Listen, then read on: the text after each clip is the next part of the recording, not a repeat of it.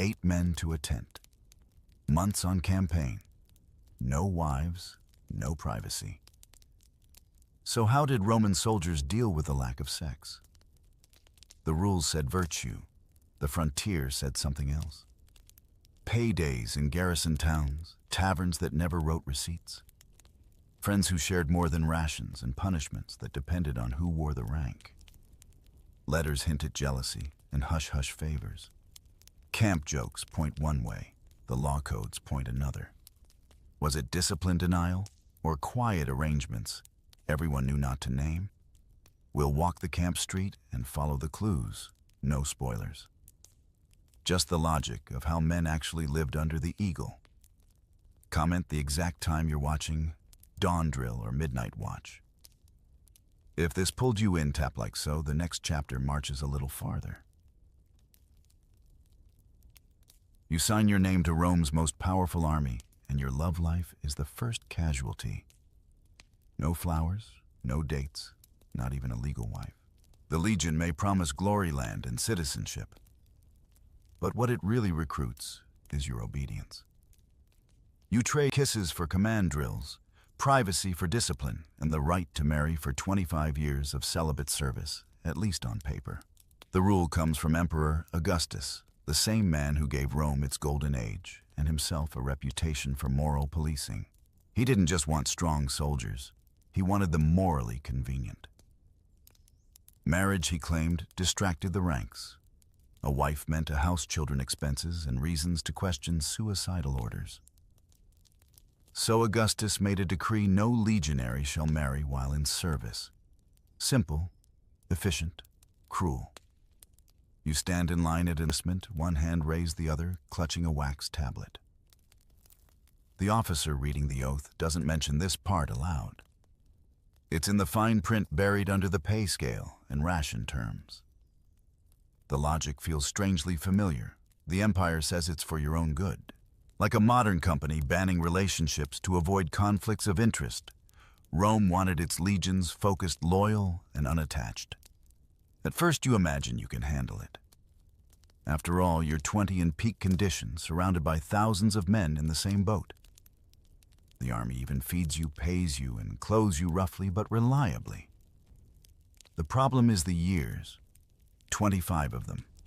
No marriage, no official family, no recognized heir.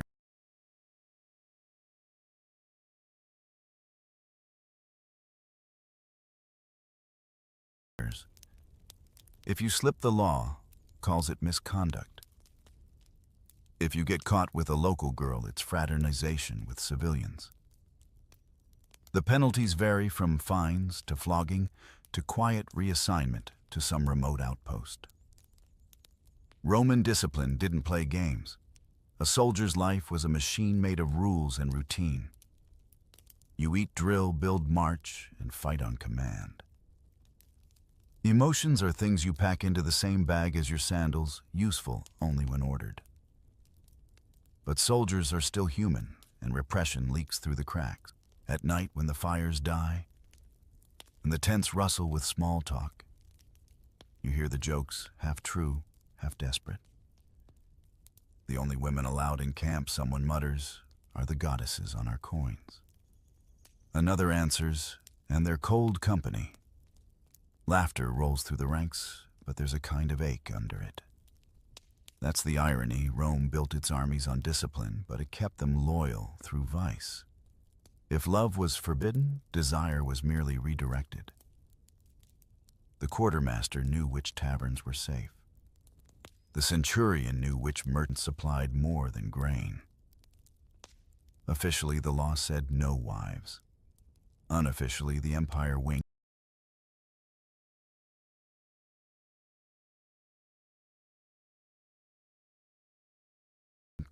and said, just be discreet.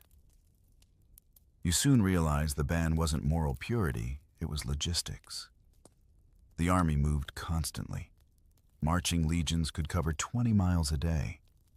Dragging families along would turn them into caravans. Children slowed columns, wives complicated command structures.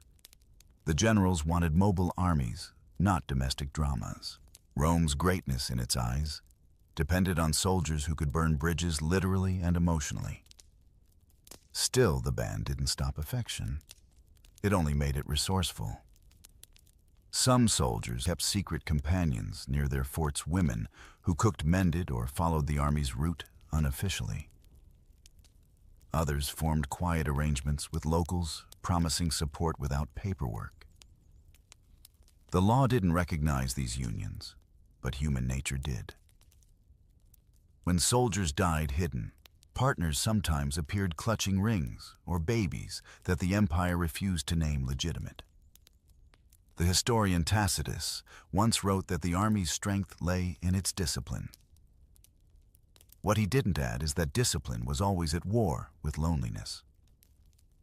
A soldier in the Alps wrote on a wax tablet that he missed home more than bread. Another scrawled graffiti at Vindolanda asking a friend to send a girl, any girl, decent or not. You can almost hear the exhaustion behind the humor. Modern psychologists might call it suppressed intimacy fatigue. The Romans just called it the cost of honor. To them, the perfect soldier was both a weapon and a monk, a man who gave his body to the state and denied it to everyone else. And Rome rewarded that denial. When veterans retired, they finally gained what they'd been denied: land. Legal wives and children who could inherit citizenship. For some, that was the dream that kept them marching. The promise that deprivation would one day turn into domestic peace. You imagine the first night of rest after 2 decades of conquest. The armor off. The orders stopped. Maybe finally a home that isn't shaped like a tent.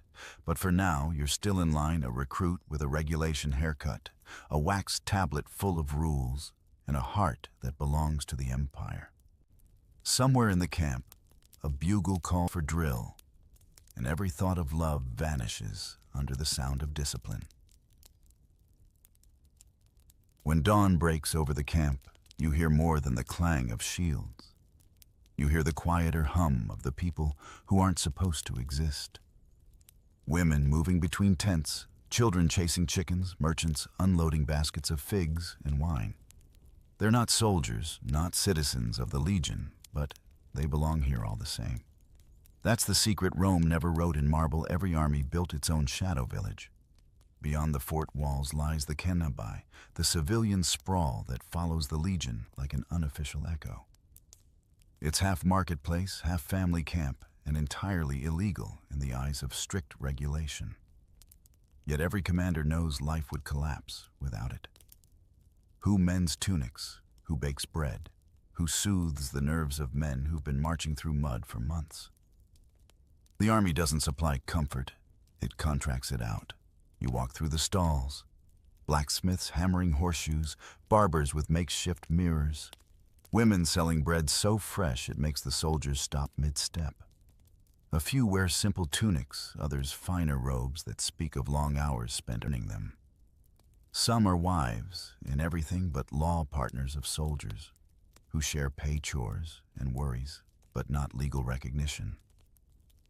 The Romans called them concubinae, though most modern historians prefer the phrase camp followers. The truth is less polite and more human. The soldiers know them by name. Livia, who sews uniforms faster than the supply corps. Drusilla, whose laugh carries across the tents at night. Julia, who manages a stall by day and a household by night. You can spot who's paired with whom without asking. There's a shared look, a rhythm of work and care that doesn't need ceremony to make it real. Children dart between the tents, 2 miniature versions of their fathers, hair dark, eyes curious. Technically, they're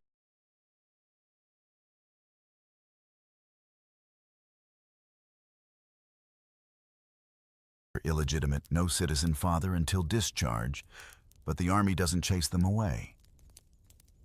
When men march out to campaign, the Cenabi pack up and follow wagons rattling behind the eagle standards like a parallel civilization. It's chaotic, dusty, and deeply alive. Commanders tolerate it for practical reasons. A soldier who knows someone waits for him fights harder. A camp with bakers and washers runs smoother than one without. Even Emperor Hadrian no romantic quietly allowed contubernales, unofficial wives, who lived in assigned huts near fort walls. Better an orderly love than a secret one, an officer once quipped. It was the closest thing to compassion Roman policy ever managed. Some relationships blur the line between affection and survival. A laundress might become a companion out of necessity, a guarantee of steady work food and a tent safe from harassment. For soldiers, attachment can be protection too. A woman's tent offers shelter from gambling debts, fights, or boredom that leads to punishment. It's not always love, but it's something warmer than regulation. Occasionally, the empire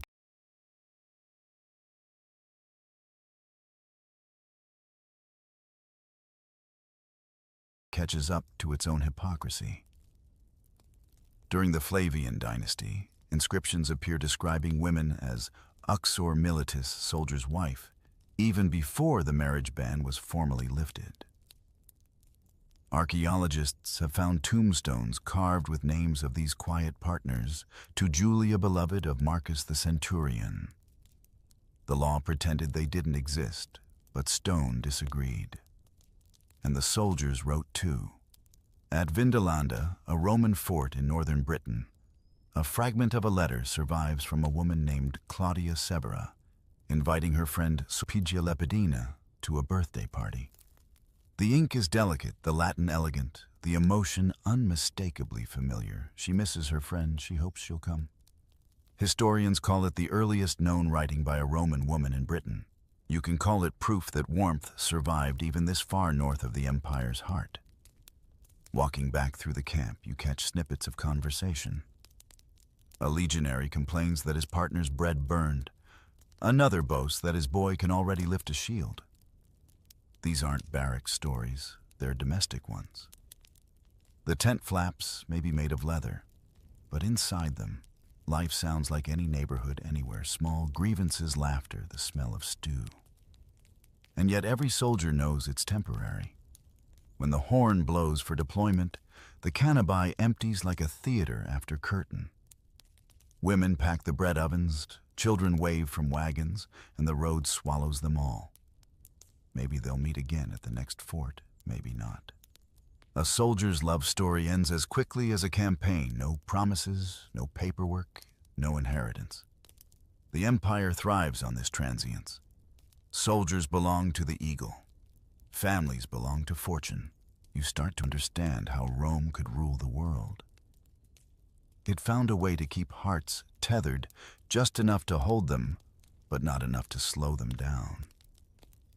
Every embrace is a borrowed luxury paid for by the next march. You return to the barracks at dusk, past the cooking fires and the laughter that fades behind you. The regulations still hang over everything, like smoke, but somewhere out there in a tent stitched from disobedience and hope. Someone is mending a soldier's tunic by lamplight, humming the same tune the legions will hum on the road tomorrow. By payday, the air around camp thickens with anticipation, and not just for the clink of coins. The line at the aerarium, the pay chest, hums with laughter and half-jokes about where those denarii will vanish before dawn. You already know the pattern: first wine, then dice, then women. The Roman army could conquer a continent, but not its own appetites. You count your pay 13 years before you even see a pension, and feel its weight, both metallic and moral. Every legionary earns around 225 denarii a year under Augustus, more under Domitian. But after deductions for food, boots, and uniforms, not much remains. Still, it's enough to buy a night of forgetting. And the city, or whatever frontier settlement you're posted to, knows it. Follow the laughter beyond the fort wall, and you find it easily: taverns, bathhouses, and the unmistakable glow of oil lamps above curtained doorways. The Romans had a word for these districts: lupanaria. Literally wolf houses, because the women who worked there were called lupe, she-wolves. for how they called to customers in the street. The name says more about Roman men's imagination than about the women themselves. Inside the scene is equal parts theater and commerce. Walls painted with cheap frescoes of cupids or racing chariots. A table with clay cups that rarely see water. A keeper perched near the entrance with a wax tablet listing prices. A soldier's pay might buy him wine bread and a brief moment of someone's attention. Roman pragmatism extends even here, transactions recorded, taxes collected. No illusions encouraged. You might imagine chaos, but the empire actually regulated pleasure. Brothels paid state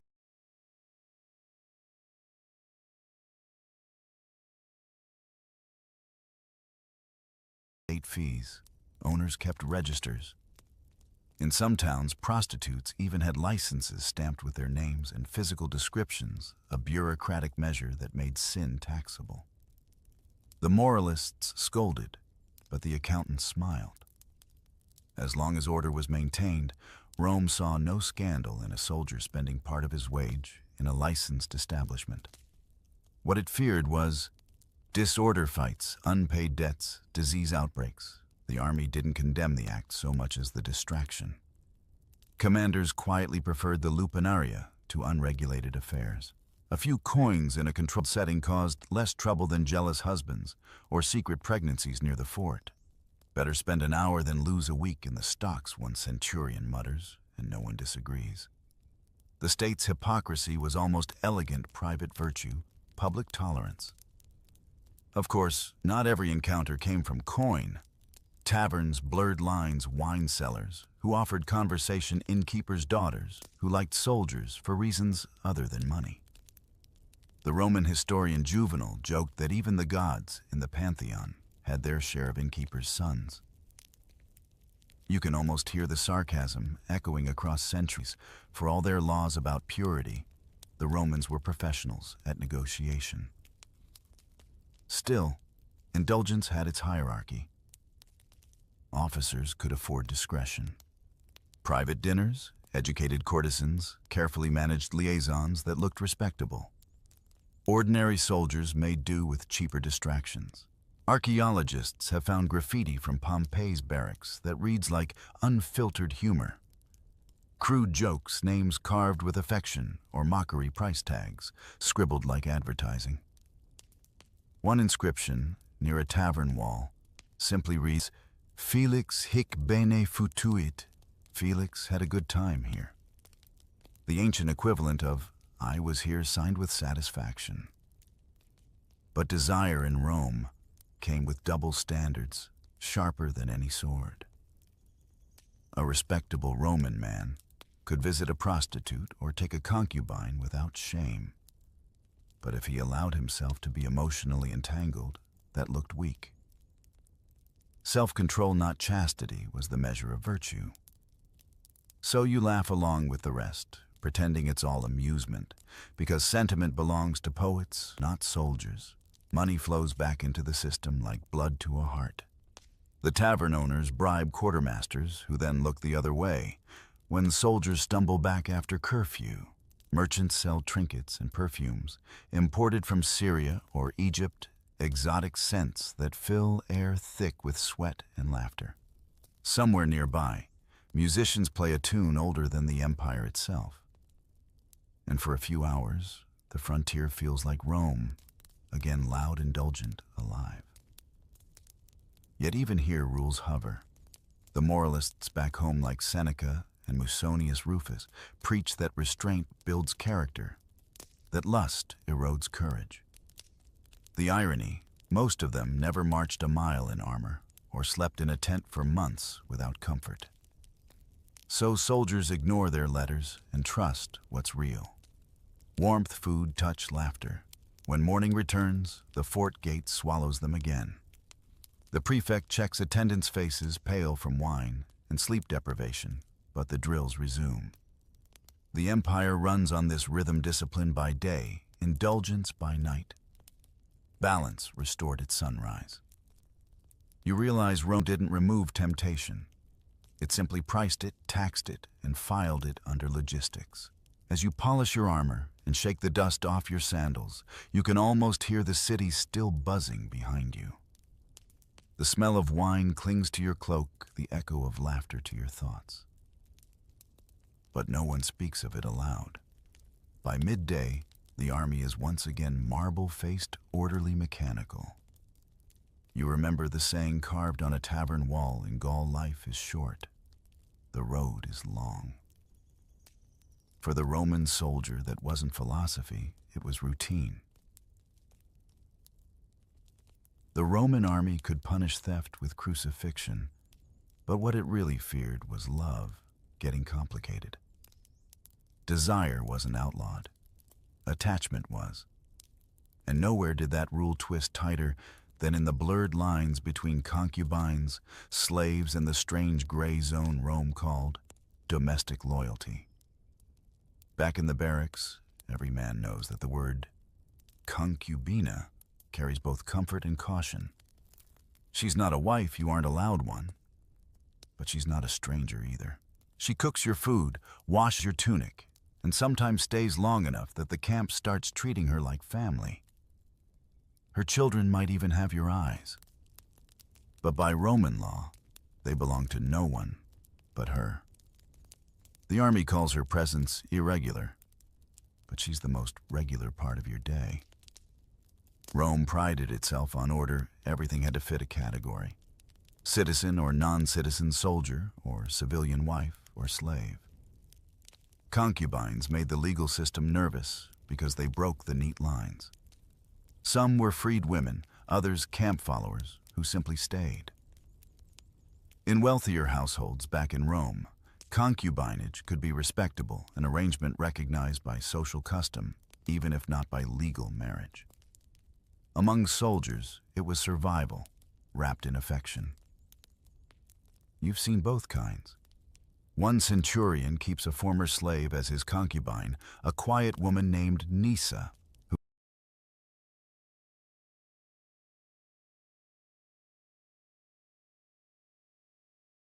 who can quote lines from Virgil better than her master. Another soldier brags that his partner brews stronger wine than any tavern girl. Both women live in the shadow of a system that classifies them as property. Yet the men talk about them like companions. That tension, the illusion of partnership built on inequality, is one of Rome's oldest hypocrisies. Slavery underpinned the empire so completely that even affection had a price tag. In wealthy villas, masters wrote poems about their slave lovers as if power could be romantic. Ovid, ever the troublemaker, filled his verses with advice on how to charm a maid without offending her owner. Advice that's hard to read now without wincing. In the army, things were rougher, but just as morally tangled. When soldiers stationed on the frontier took slaves after campaigns, some became servants, others became companions. The state didn't ask questions as long as discipline held. Ethics blurred further when religion entered the tent. The cult of Mithras, popular among soldiers, prized self-control and masculine brotherhood, teaching that desire must be mastered. But mastered didn't mean denied. It meant directed. A man was expected to dominate his passions, not erase them. As long as he remained the active partner, his reputation stayed clean. Roman morality cared less about gender and more about power. Losing control emotionally or physically was the real disgrace. You begin to notice how language itself polices behavior. A Roman man could say he used a slave without scandal, but to say he loved her would sound weak. Emotional vulnerability was a foreign dialect. The Stoics preached restraint. The law enforced hierarchy. The entire empire ran on the assumption that people came in ranks, and affection was never meant to cross them. Still, human nature doesn't take orders. Archaeologists keep finding tomb inscriptions that quietly defy the rules. One from Carnuntum reads, "To Julia, my faithful companion, who shared my tent and my heart." Another from Mainz honors Aurelia, beloved of her soldier. These are acts of rebellion carved in limestone, soft revolutions disguised as epitaphs. Imagine what it must have felt like for the women. To live beside a man who could not acknowledge you in public, whose death could erase your name from memory. To wash his armor every night, knowing that in the eyes of the Empire, you were an object among his gear. Yet somehow these women built entire communities outside the fort, trading, raising children, forming friendships with each other. The shadow society beneath the Legion's march might have been the truest version of Roman domestic life, only without the paperwork. And it wasn't just men and women who tangled with rules. Power dynamics turned every relationship into calculation. Even among soldiers, rank shaped what you could say or feel. A centurion might keep a boy servant without scandal, but a ranker caught in the same act risked flogging.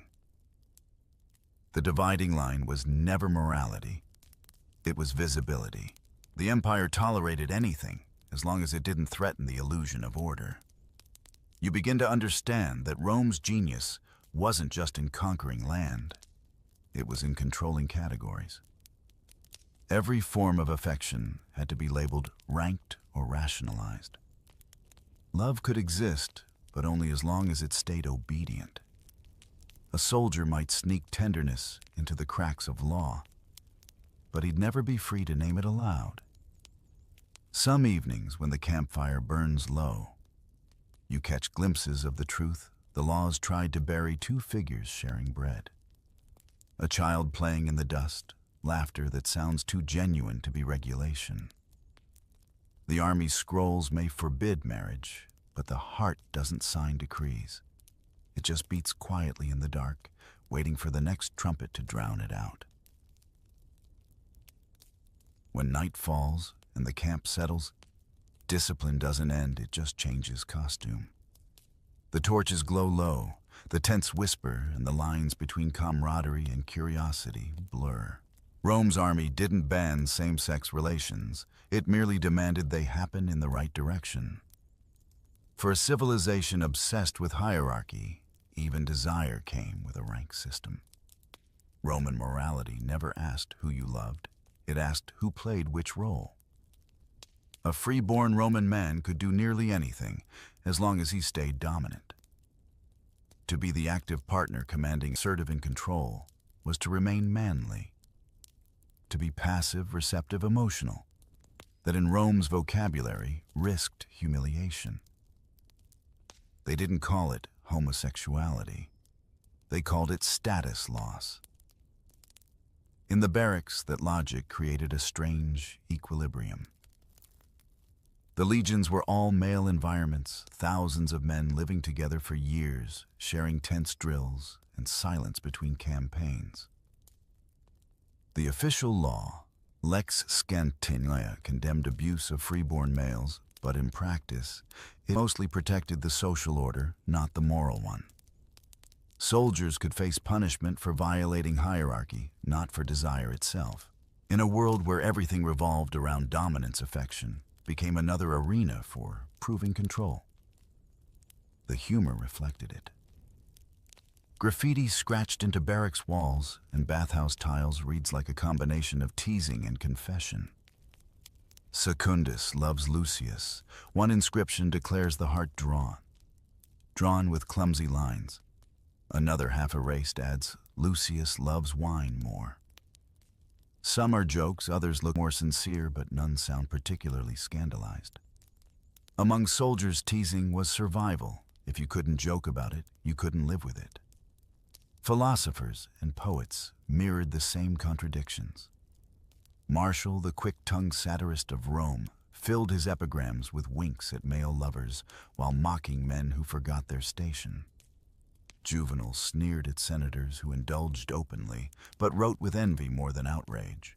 Even the emperor, Hadrian, commander of legions and builder of walls, kept his love for the youth Antinous so publicly that statues of the boy still dot the empire's ruins.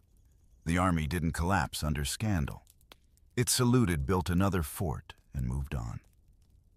Inside the camps, these unwritten codes lived comfortably beside strict order. Senior soldiers might keep younger auxiliaries as companions, sometimes romantic, sometimes purely hierarchical. It's easy to condemn now, but the Romans saw it as another layer of mentorship, warped by power. Yes, but normalized by routine. The army taught obedience through intimacy, and intimacy through obedience. Every relationship echoed the chain of command. You watch a group of recruits cleaning weapons by torchlight, their laughter easy, their teasing practiced. The talk swings between jokes about girls in nearby villages and friendly mock threats of who snores loudest. Yet underneath it, you feel a closeness that only hardship breeds. When every battle might be your last, the man beside you becomes more than a comrade. He's the only world that still makes sense. If affection grows from that, the empire doesn't ask questions, as long as it doesn't challenge discipline. In this environment, the line between affection and survival often disappears. When you rely on another man to guard your back in a night ambush or drag you bleeding from a trench, something deeper than camaraderie takes root. The army called it contubernium, sharing a tent, but the word carried emotional weight. Two men who had served together for years might call each other contubernales, a term that could also describe a household couple. Archaeologists have even found tombstones erected by one soldier for another, inscriptions that read, "Less like duty and more like love." The Stoic philosophers said self-control was a soldier's highest virtue. But even they admitted that comradeship amicitia was sacred. Seneca wrote that a true friend is another self.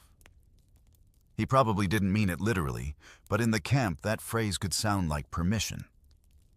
To love your brother in arms was not vice, if it made you fight harder, endure longer, or die less afraid.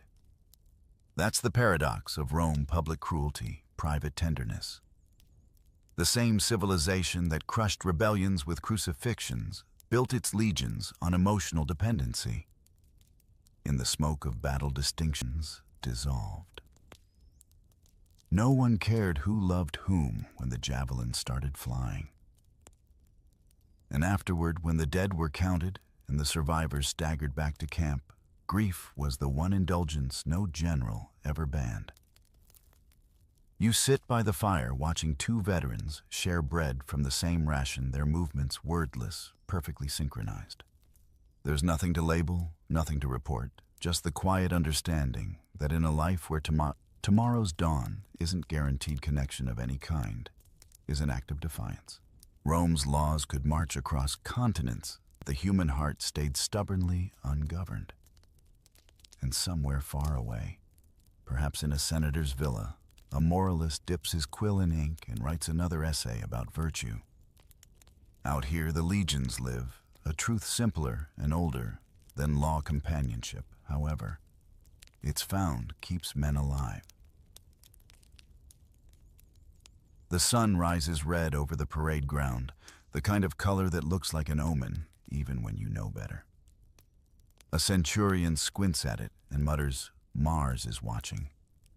He's only half joking. Before every battle, the Roman soldier was told to control not just his sword, but his urges.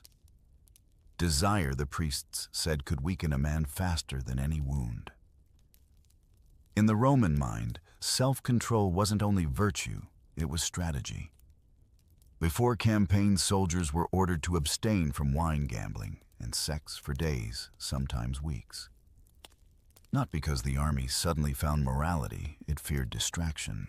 Lust made men. Lazy, superstition claimed, and the gods of war demanded focus. Mars, stern and bloodthirsty, was said to favor men whose bodies were sharp, their minds sharper and their passions locked away like unpolished armor. It wasn't just belief, it was ritual. Before marching, you'd wash in cold water, rub oil on your arms, and fast until sundown. Commanders inspected every detail of your gear and your posture, but also your habits. A soldier who slipped into indulgence before battle risked bad luck for the whole unit. There are stories, half legend, half warning, of officers who discovered a soldier sneaking into a lover's tent the night before combat and forcing him to fight in the front rank the next day. "Let Venus protect you now," they'd sneer. Superstition filled the spaces where logic couldn't reach. Some men tied small phallic amulets under their tunics, not for lust, but for luck. The Romans believed the image of fertility could ward off envy and evil. A crude charm against impotence became a charm against death. Soldiers rubbed these talismans before battle, the way modern athletes tap helmets or cross themselves rituals of control in a life where almost nothing could be controlled. Then there were the cults. Mithras, Jupiter, Dolichaeus, Mars, Fortuna, all promised strength through purity. The Mithraic temples carved into rock caves under forts carried imagery of bulls, swords, and cosmic order. To be initiated meant to swear secrecy and endurance, to become part of a brotherhood that renounced softness. The more you suffered, the closer you got to salvation. For a soldier, that was theology and therapy rolled into one. You've probably heard the phrase, "keep your head in the game." The Romans invented it. They even had a saying, "Venus weakens Mars." To them, love and war were rival deities constantly tugging at the same mortal souls. The poet Propertius warned young men that women drained courage from warriors. Livy wrote about generals who forbade wives and courtesans from following the army, claiming no man can serve two masters. Yet history proves the ban never quite worked. You can legislate behavior, but not biology. Some commanders took abstinence seriously. Scipio Africanus, the man who beat Hannibal famously, returned a captured maiden untouched, saying he would rather conquer lust than Carthage. His soldiers turned it into a campfire legend. Proof that even the mightiest Roman knew the battle within was the hardest to win. But others rolled their eyes and poured more wine. Not everyone could afford sainthood. The balance between control and indulgence became its own kind of performance. A soldier could brag about self-restraint the same way he bragged about scars. "I haven't touched wine in 3 months," one might say, to nods of respect. The next might wink, "I haven't touched it alone." Humor softened the edge of hypocrisy. Everyone knew virtue was flexible in proportion to distance from command tents. The medics, too, had their say. Army doctors warned that excess drained vital heat, the same invisible energy that kept muscles strong and reflexes sharp. Weak soldiers fall twice. One medicus liked to preach wagging his stylus like a priest's finger. They didn't know about hormones or hydration, but they understood fatigue. Abstinence enforced or not often did make men sharper, at least until the next leave. Out on campaign, isolation became its own kind of purification. March long enough through snow or desert, and even longing grew tired. The body learned discipline the way it learned to carry armor, awkward at first, automatic later. You start to understand why Roman discipline lasted centuries. It wasn't just fear of punishment, it was the habit of control turned into religion. But not all faith was martial. In quieter moments, soldiers prayed to Venus too, asking not for indulgence, but for protection of the ones they'd left behind. Shrines to loved deities appeared near fort gates, offerings left beside Mars's altars, like a whispered apology. The army lived between those gods, blood and affection, blade and heart, hoping they wouldn't notice the contradiction. Somewhere in camp, a flute plays a slow tune before lights out. You can hear it through the tent walls, half lullaby, half lament. Maybe the player doesn't even realize it's a prayer, just a melody to fill the silence where desire once lived. The Romans didn't know about psychology, but they understood ritual. Control the body, they believed, and maybe the mind will follow. When the torches finally dim, the night feels cleaner, emptier. The smell of oil and sweat fades into the sound of distant guards swapping shifts. For now, everyone sleeps under the illusion that discipline has tamed everything that matters. But the truth hums just beneath the surface, because what Rome called purity was really just waiting with better posture. If Rome built its empire with discipline, it maintained it with humor. In a world of long marches and longer abstinence, laughter was medicine and sometimes confession in disguise. The Romans might not have invented dirty jokes, but they industrialized them. In the barracks, jokes work like armor. They dull embarrassment shield against loneliness, and if delivered well, earn a reputation better than a medal. Every tent has its own comedian, the guy who can make even the centurion crack a grin while pretending not to. His punchlines come from the same topics soldiers have shared for millennia: bad food, worse weather, and the eternal mysteries of women. The graffiti on fortress walls reads like a time capsule of coping. At Vindolanda in northern Britain, one soldier scribbled, "I've lost my sandals, but not my spirit." Another carved brothel ahead, march faster. You can picture the smirk behind it, a wink at the endless march toward both battle and distraction. Pompeii's surviving walls tell the same story. Crude sketches, names joined by hearts, tally marks of visits to taverns, and sarcastic digs at officers who couldn't hold their wine. Humor wasn't just rebellion, it was social glue. Rank and cruelty dissolve when the whole tent laughs together.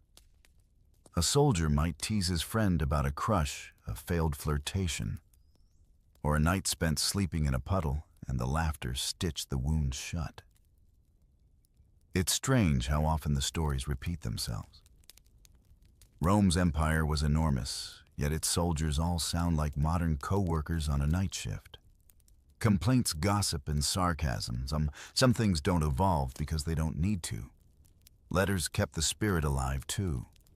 The wooden tablets found at Vindolanda aren't all love notes or orders.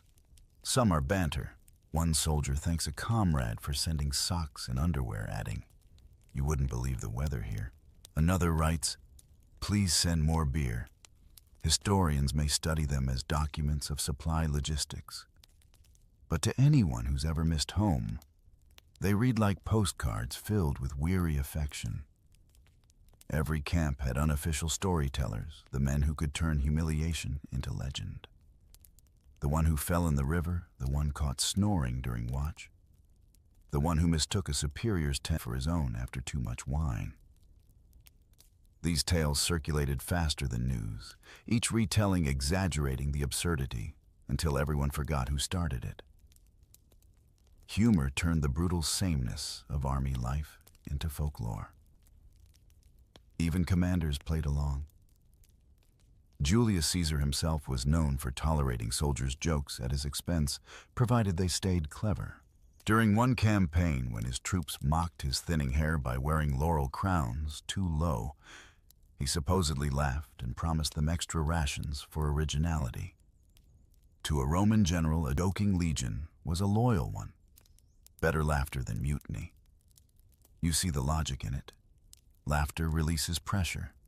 It makes prohibitions livable. For every rule Rome enforced about purity or restraint, humor provided the loophole that kept sanity intact. Instead of fighting desire, they joked about it. Instead of grieving absence, they mocked it. It's not repression, it's recycling. Marching songs carried the same energy. Half prayer, half stand-up routine, they mixed boasts, mockery, and a healthy dose of filth disguised as rhythm. March faster, the wine grows colder, they'd chant. Or, our commander's speeches outlast the sun. Archaeologists still find fragments of these chants scratched on wax tablets, their melodies long lost, but their attitude intact. The closest modern comparison might be military memes, shared language that makes misery communal. Ancient soldiers didn't have phones, but they had styluses and the nearest wall. When you carve a joke into stone, it outlasts the empire that censored it. And maybe that was the point. Even Rome's philosophers who liked to frown at excess admitted humor's value. Seneca advised laughter as a form of resilience. He who laughs at life has already conquered it. The soldiers, it seems, took him literally. When boredom and loneliness threatened to rot morale, they met it with irony. A man without a wife could still flirt with fortune. A man without comfort could still mock discomfort. Some of the graffiti even border on tenderness. Come back safe. My brother reads one faint scrawl on a barracks beam in Dura Europos. The handwriting trembles as if carved in haste. It's not a joke, but it sits among jokes, a reminder that humor and love often share the same handwriting. Soldiers learned early that if you can't cry about it, you laugh instead. By the end of the day, when the lamps go out and only embers glow in the hearth, the camp hums with soft laughter. Someone tells a story about a Praetorian who kissed the wrong man in the dark. Someone else claims to have met a goddess in the bathhouse who stole his sandals. The chuckles ripple, echo fade. For a few minutes, everyone forgets the rules, the loneliness, and the distance between them and home. Humor, you realize, was Rome's most underrated survival tactic. Not courage, not discipline, but the ability to make absurdity bearable. The legions marched on full stomachs, sharp swords, and terrible jokes, and somehow that combination conquered the world. Morning drills bring their own brand of pain, march thrust, shield repeat. But the real danger lurks elsewhere. You can't fight what you can't see, and the Roman army's greatest invisible enemy didn't carry a sword. The legions could face barbarians without fear. But one night in the wrong bathhouse could fell half a cohort. Health for a Roman soldier was a daily gamble. The medics worried less about wounds and more about the diseases that crept through brothels, bathhouses, and river water. Rome, with all its engineering genius, had public sanitation that modern historians still admire: aqueducts, sewers, latrines. But its understanding of infection stopped somewhere between "the gods are angry" and "try wine and prayers." The average legionary learned fast discipline could keep you alive in battle. But hygiene decided whether you'd live long enough to enjoy your pay. You start to notice the rituals.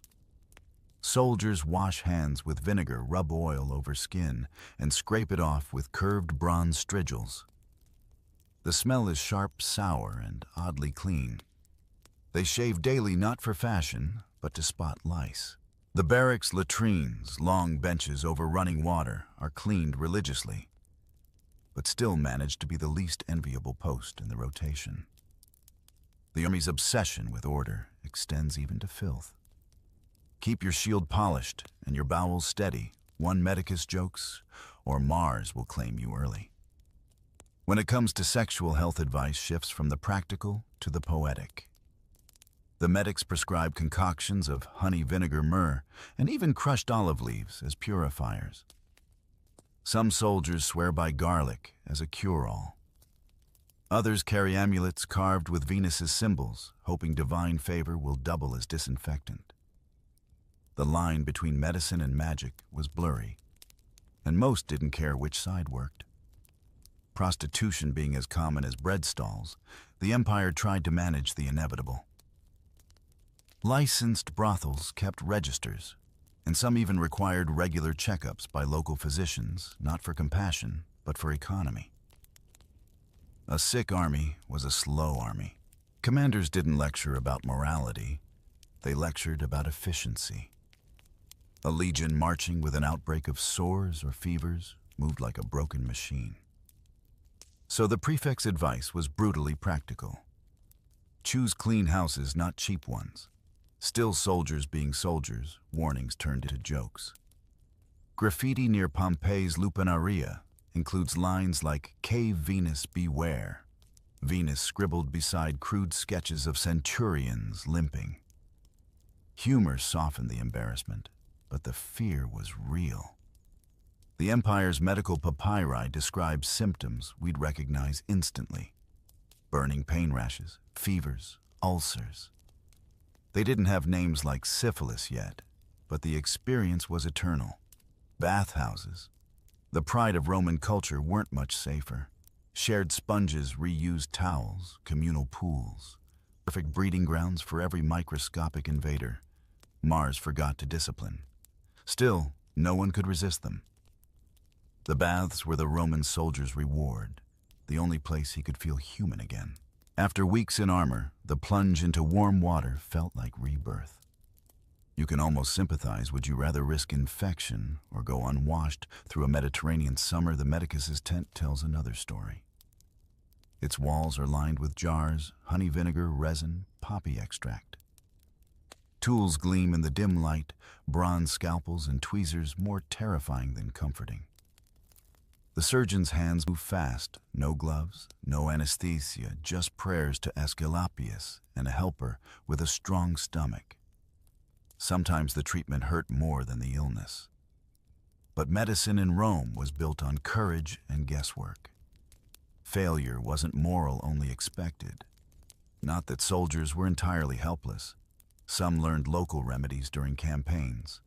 Germanic herbs for inflammation, Egyptian resins for wounds, Gallic honey mixtures that actually worked. The empire was a pharmacy on legs, every conquest bringing new cures and new curiosities. When you spend decades on the road, survival teaches innovation. The army even had medical ranks: Capsari, the bandage bearers; Medici Ordinari, regular doctors; and Architri, chief surgeons. These men doubled as moral enforcers. Keep clean, keep sharp, keep sober. They preached their tone halfway between nurse and executioner. Any soldier showing signs of illness was isolated until fit for duty.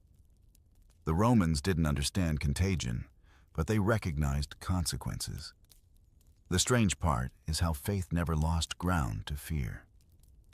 Shrines to Hygeia, goddess of health, stood near infirmaries.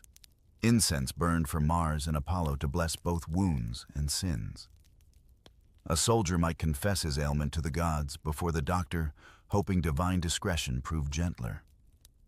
Some even left little lead tablets, curse scrolls, asking the gods to punish whoever gave them their latest misfortune. One tablet unearthed near Cologne reads, "May his groin swell like pride." Even misery found its poetry. Despite it all, the Roman army's hygiene was centuries ahead of its time. While peasants outside the walls drank from ditches, soldiers boiled water and used sponges on sticks in flowing streams. Primitive, yes, but effective. It's no coincidence that legionaries often outlived civilians. Rome's obsession with routine kept its soldiers alive longer than luck alone. You finish another inspection, watching recruits clean gear and scrape mud from sandals. The medicus passes by muttering about vinegar rations, and someone snickers. Better sour wine than sour flesh. Laughter ripples equal parts disgust and relief. Beneath it lies the truth. The empire never admitted aloud the real strength of Rome wasn't iron, it was hygiene, humor, and a little superstition. And as the sun dips behind the fort's stone walls, the smell of oil and vinegar mingling with dust, you realize that even a world built on conquest pauses each evening for the smallest, most human of victories, staying alive another day without becoming history's next cautionary tale. A soldier's calendar is measured not in seasons, but in campaigns, and sometimes between wars, a strange mercy arrives leave. The word feels almost mythical after years of marching, drilling, and pretending the world outside the fort no longer exists. When Rome finally let its soldiers go home, it discovered that loyalty and loneliness were harder to command than any legion. You receive the order, like a miracle written on papyrus, 10 days of liberty sanctioned by the prefect, pay in hand. The moment you leave the gate, you smell it, the sweetness of wine, The smoke of city fires, the perfume of women who don't speak in ranks. Civilization hits the senses like ambrosia spiked with guilt. For most soldiers, the first stop isn't a temple or tavern. It's home. But home has changed in 20 years. Parents or older siblings grown the city unfamiliar. The children playing in the forum don't know your face. And if you had a companion once, a concubine, a local girl, maybe a camp follower who drifted on to another garrison, she's probably gone. The laws of Augustus still shadow your steps. Technically, you're not supposed to be married yet, not until the ink of your discharge scroll dries. But love doesn't read decrees. By the 2nd century, emperors began to see the problem. The army's strength depended on contentment, and a man with no hope of family was dangerous to himself and others. So reforms crept in. Claudius winked at unofficial unions. Hadrian turned a blind eye altogether. And by the time of Septimius Severus, the law itself bent soldiers could marry openly. The empire had finally realized that denying affection didn't create discipline, it created despair. You pass through a provincial town and see what that compromise looks like. Veterans walk with wives on their arms, their children playing beside them in miniature versions of legionary tunics. These aren't aristocrats, they're retired rankers who traded swords for plows, marching orders for market haggling. Each wears a small bronze diploma around his neck, the diploma militaris, a discharge certificate granting citizenship to him and crucially to his children. It's more than paperwork. It's redemption. Not that reform erased the double life entirely. Many still juggle two existences, soldier on duty, husband in spirit. Letters travel back and forth between forts and families, carried by merchants or messengers. Some survive written in careful Latin, full of yearning, and the mundane send more wool. I dream of your bread. Kiss the boy. They read like postcards from a world where duty and affection share custody of the same man. You meet one veteran, Marcus of the 10th Legion, who grins through a missing tooth and says, "They let us marry now, but the army still thinks love's a civilian sport." He gestures to his farm, neat rows, well tended. His wife waves from the doorway, flower on her arms. "She kept me more disciplined than any centurion," he says. And you believe him. Back in the camp, not everyone celebrates reform. Old officers mutter that softness breeds weakness, that marriage ties a man's courage to his hearth. But the younger ones laugh and say, "Better a faithful wife than a tavern debt." You sense the generational shift, Rome evolving not from morality, but from practicality. An empire that conquers the world eventually has to conquer loneliness too. The marriage reforms ripple through the ranks. Soldiers start sending for families, building small quarters near forts. The canabai, once unofficial, grow into permanent settlements with bakeries, bathhouses, and shrines. What began as shadow families now becomes Roman suburbia. You can almost hear Augustus turning in his tomb, but the empire itself sighs in relief. Stability is good business. And yet, every reunion carries its ghosts. Some men return to find the world unwilling to wait for them. Others marry quickly, desperate to fill years of silence.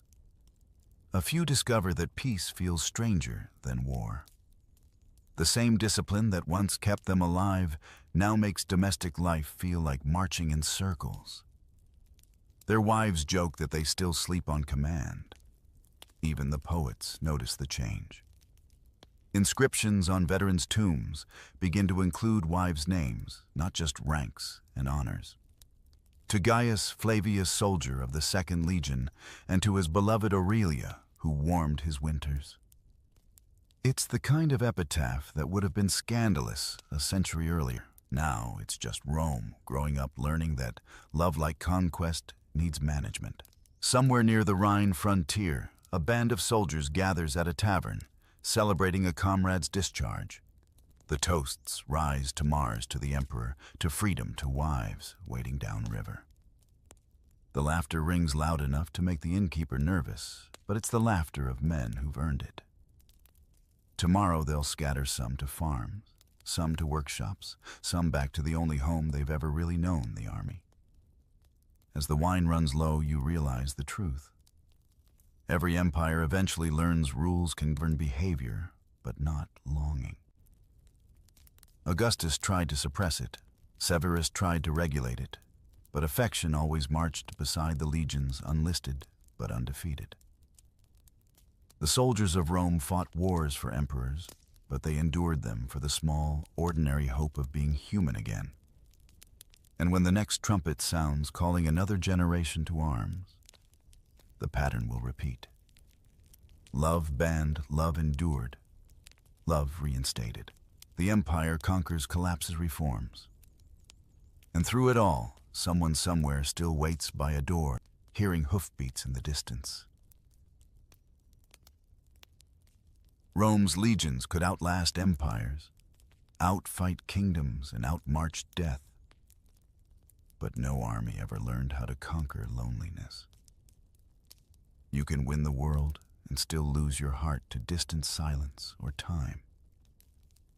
You stand at the edge of a camp near the Danube frontier. The empire is old now, its maps fading at the edges, its soldiers fewer, older, slower.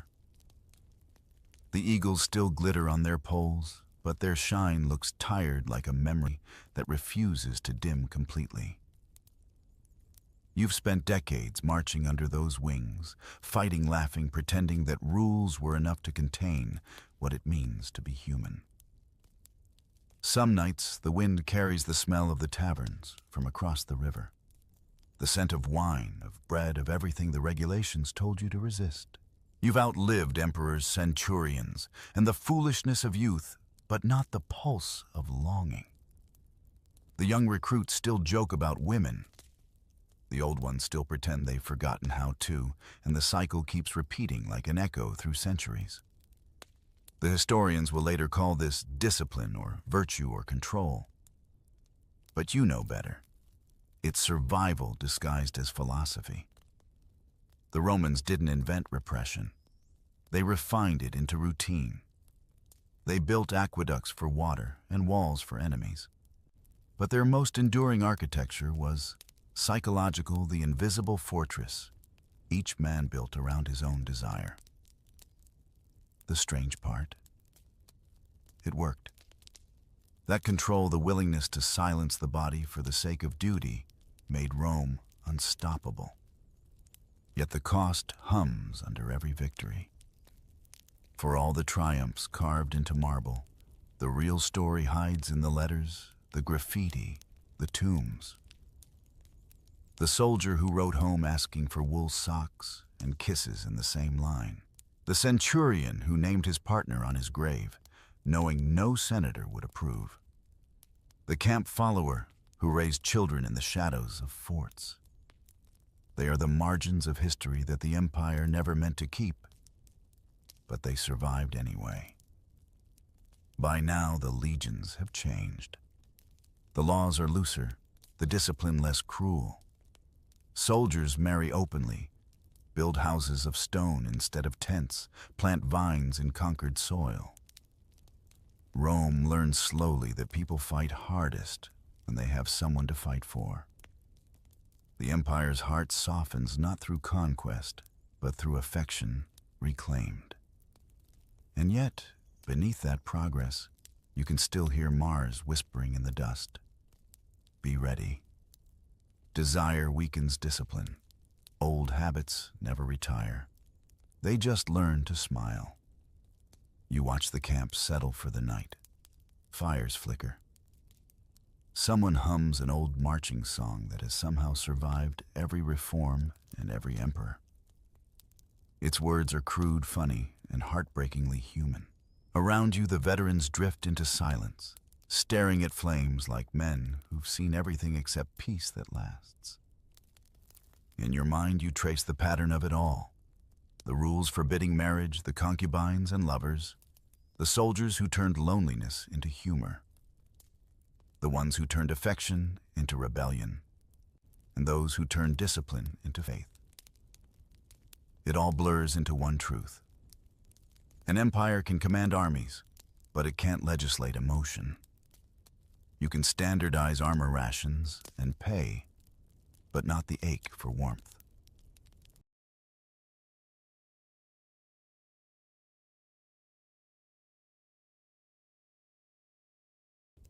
And maybe that's what made Rome so human after all. For every marble statue of Mars, there was a wooden toy carved for a soldier's hidden son. For every law against intimacy, a secret letter tucked into a boot. For every sermon on virtue, a whispered laugh under canvas when the torches went out. The empire that ruled continents was at its core a collection of tired men trying to make sense of silence. Now, as the stars settle above the camp and the fire burns low, you feel it, that thin line between exhaustion and peace. The rules, the shame, the longing, they all melt into the same quiet acceptance. You did your duty. You kept your sword sharp. You carried the weight that countless others carried before you. And beneath all the marble and myth, that's what the Roman army really was.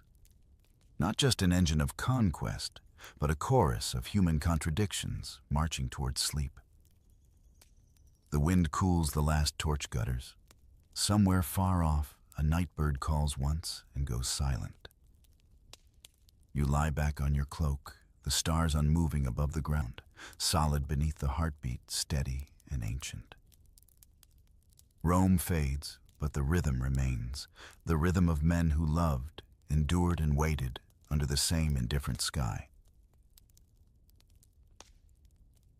You've heard how Roman soldiers mastered their bodies and buried their hearts. But what about their days? The armor doesn't polish itself, and empires don't run on glory alone. From dawn drills to dusk patrols, every heartbeat belongs to the schedule. So let's wake with the legion and march straight into a Roman soldier's ordinary, exhausting perfection. It begins before dawn, before even the roosters of Rome have decided whether it's worth the trouble. The air in the barracks is thick with sleep and the sour smell of sweat-soaked wool. You wake not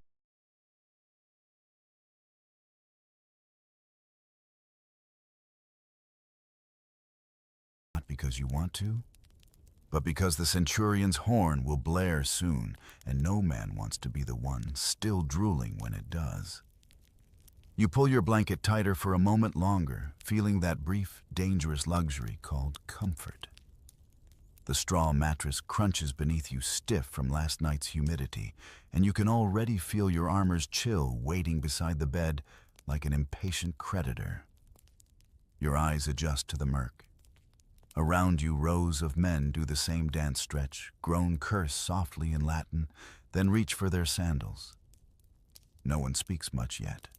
Speech before sunrise is a privilege reserved for philosophers, not soldiers. The flicker of a single oil lamp shows faces that all look the same at this hour. Mud-smeared, half-shaven, half-human. You run your hand over the helmet beside you. The metal feels damp, almost alive with condensation. You wipe it with a rag that's somehow always dirtier than the helmet itself. You reach for your tunica, still smelling of last week's campaign dust.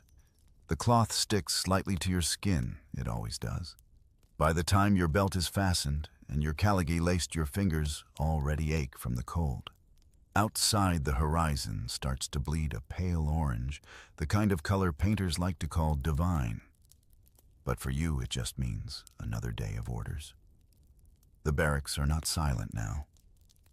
The low murmur of 50 legionaries putting on their lives echoes in wooden rhythm buckles, snapping armor, clinking blades, sliding into scabbards. The scent is unmistakable vinegar from last night's weapon cleaning oil for the hinges and that faint metallic tang of iron that never leaves your nostrils. If the gods of Rome ever breathed, you imagine it would smell exactly like this. You hear the first shout from the doorway, your centurion, Gaius Decimus, whose lungs seemed carved from marble, and whose patience was last seen in Hispania, buried under the enemy dead. "Up, you sons of Mars," he roars, voice scraping like sandpaper across the dawn. "Do you plan to sleep through the Empire's glory?"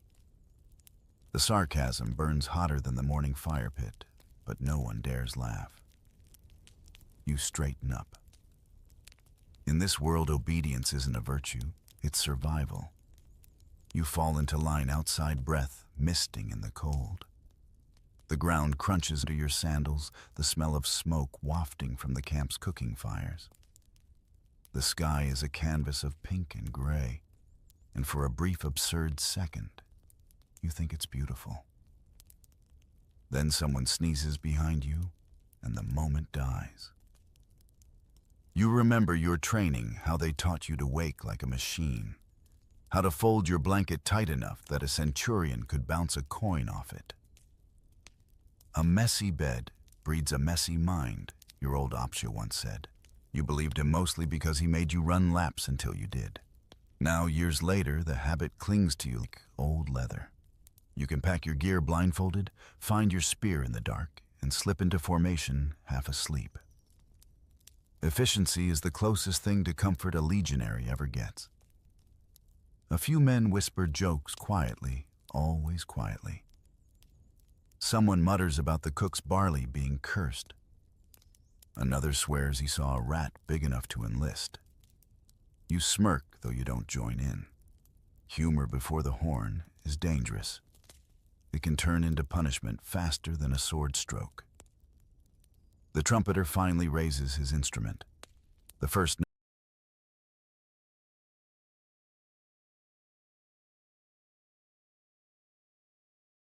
note splits the air sharp and metallic, cutting through the camp like a blade.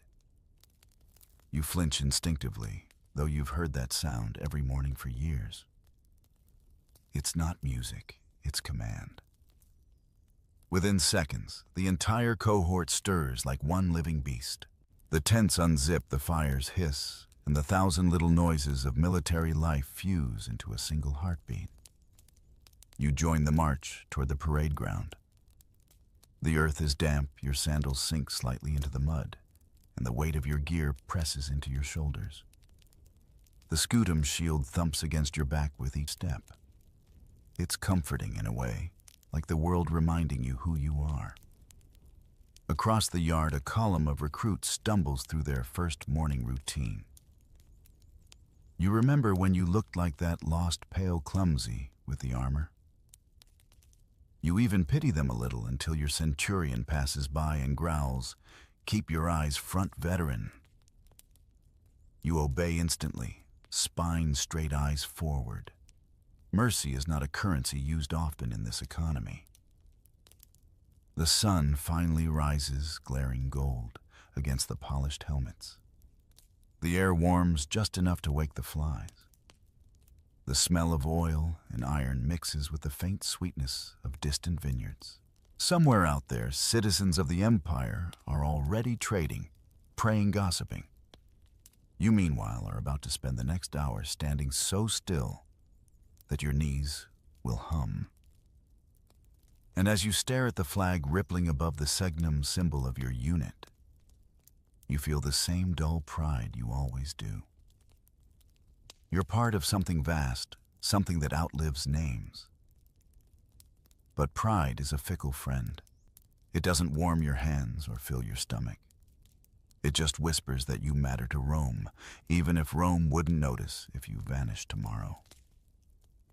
A centurion's voice barks again, calling for inspection. You take one deep breath and step forward. The day has begun, whether you like it or not.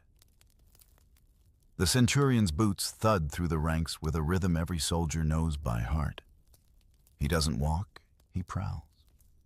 Behind him trails the opsho carrying a vine staff polished smooth from years of correction. The air still smells faintly of damp leather and smoke, and you can feel the anticipation rolling down the line like static. Every man straightens his back, adjusts his belt, and tries to look like he was born ready to conquer Gaul.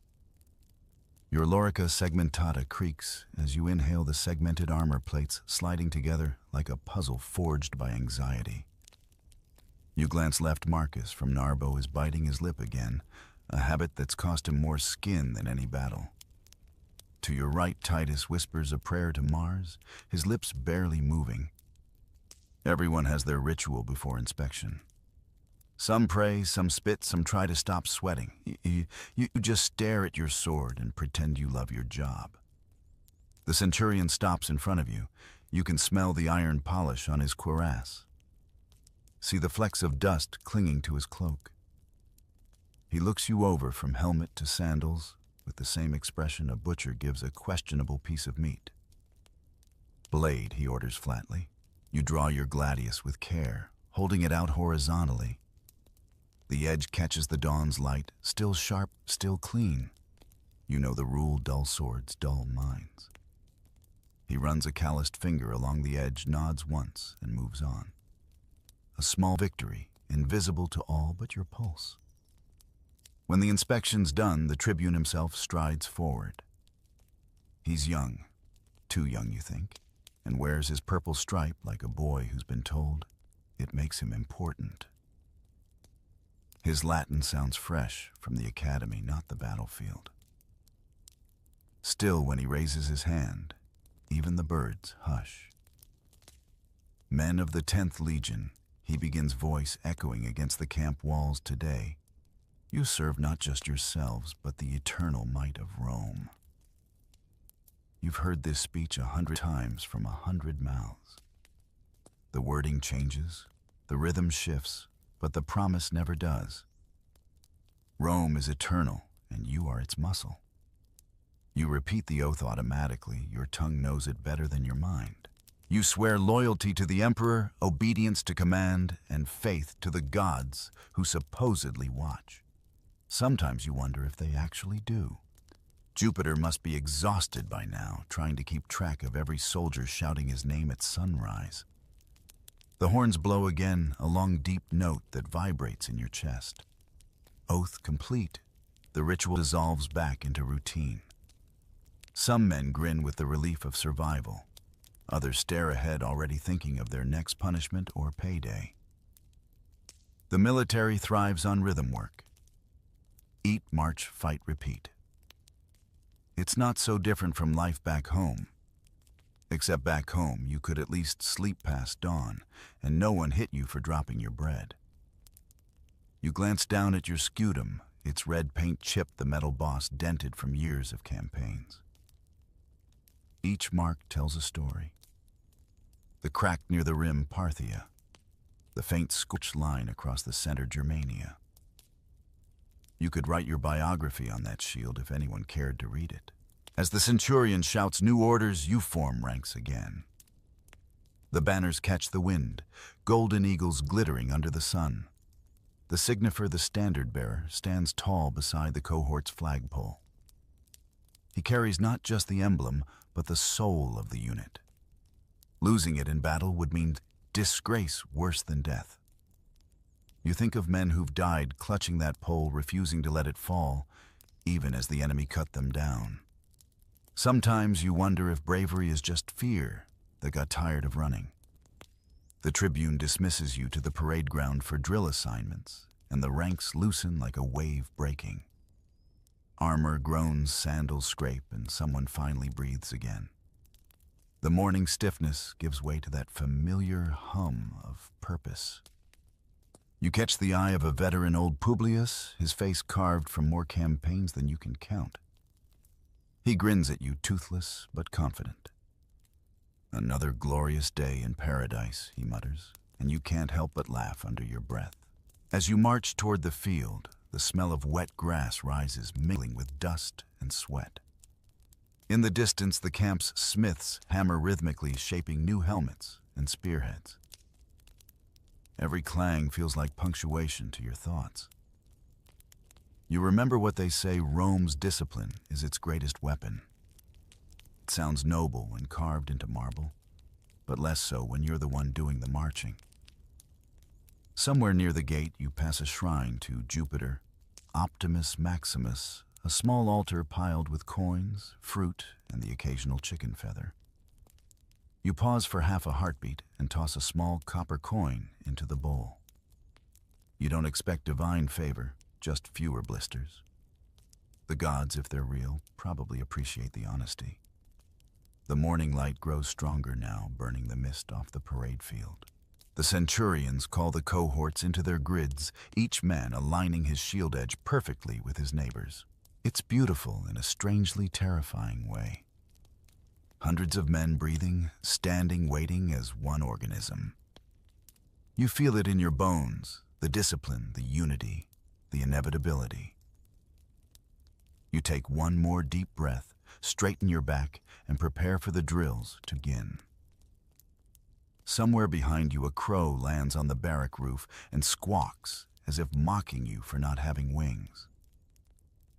By the time the horn signals breakfast, your stomach has already begun to protest like a small rebellion. The morning drills have yet to start, but hunger always arrives early.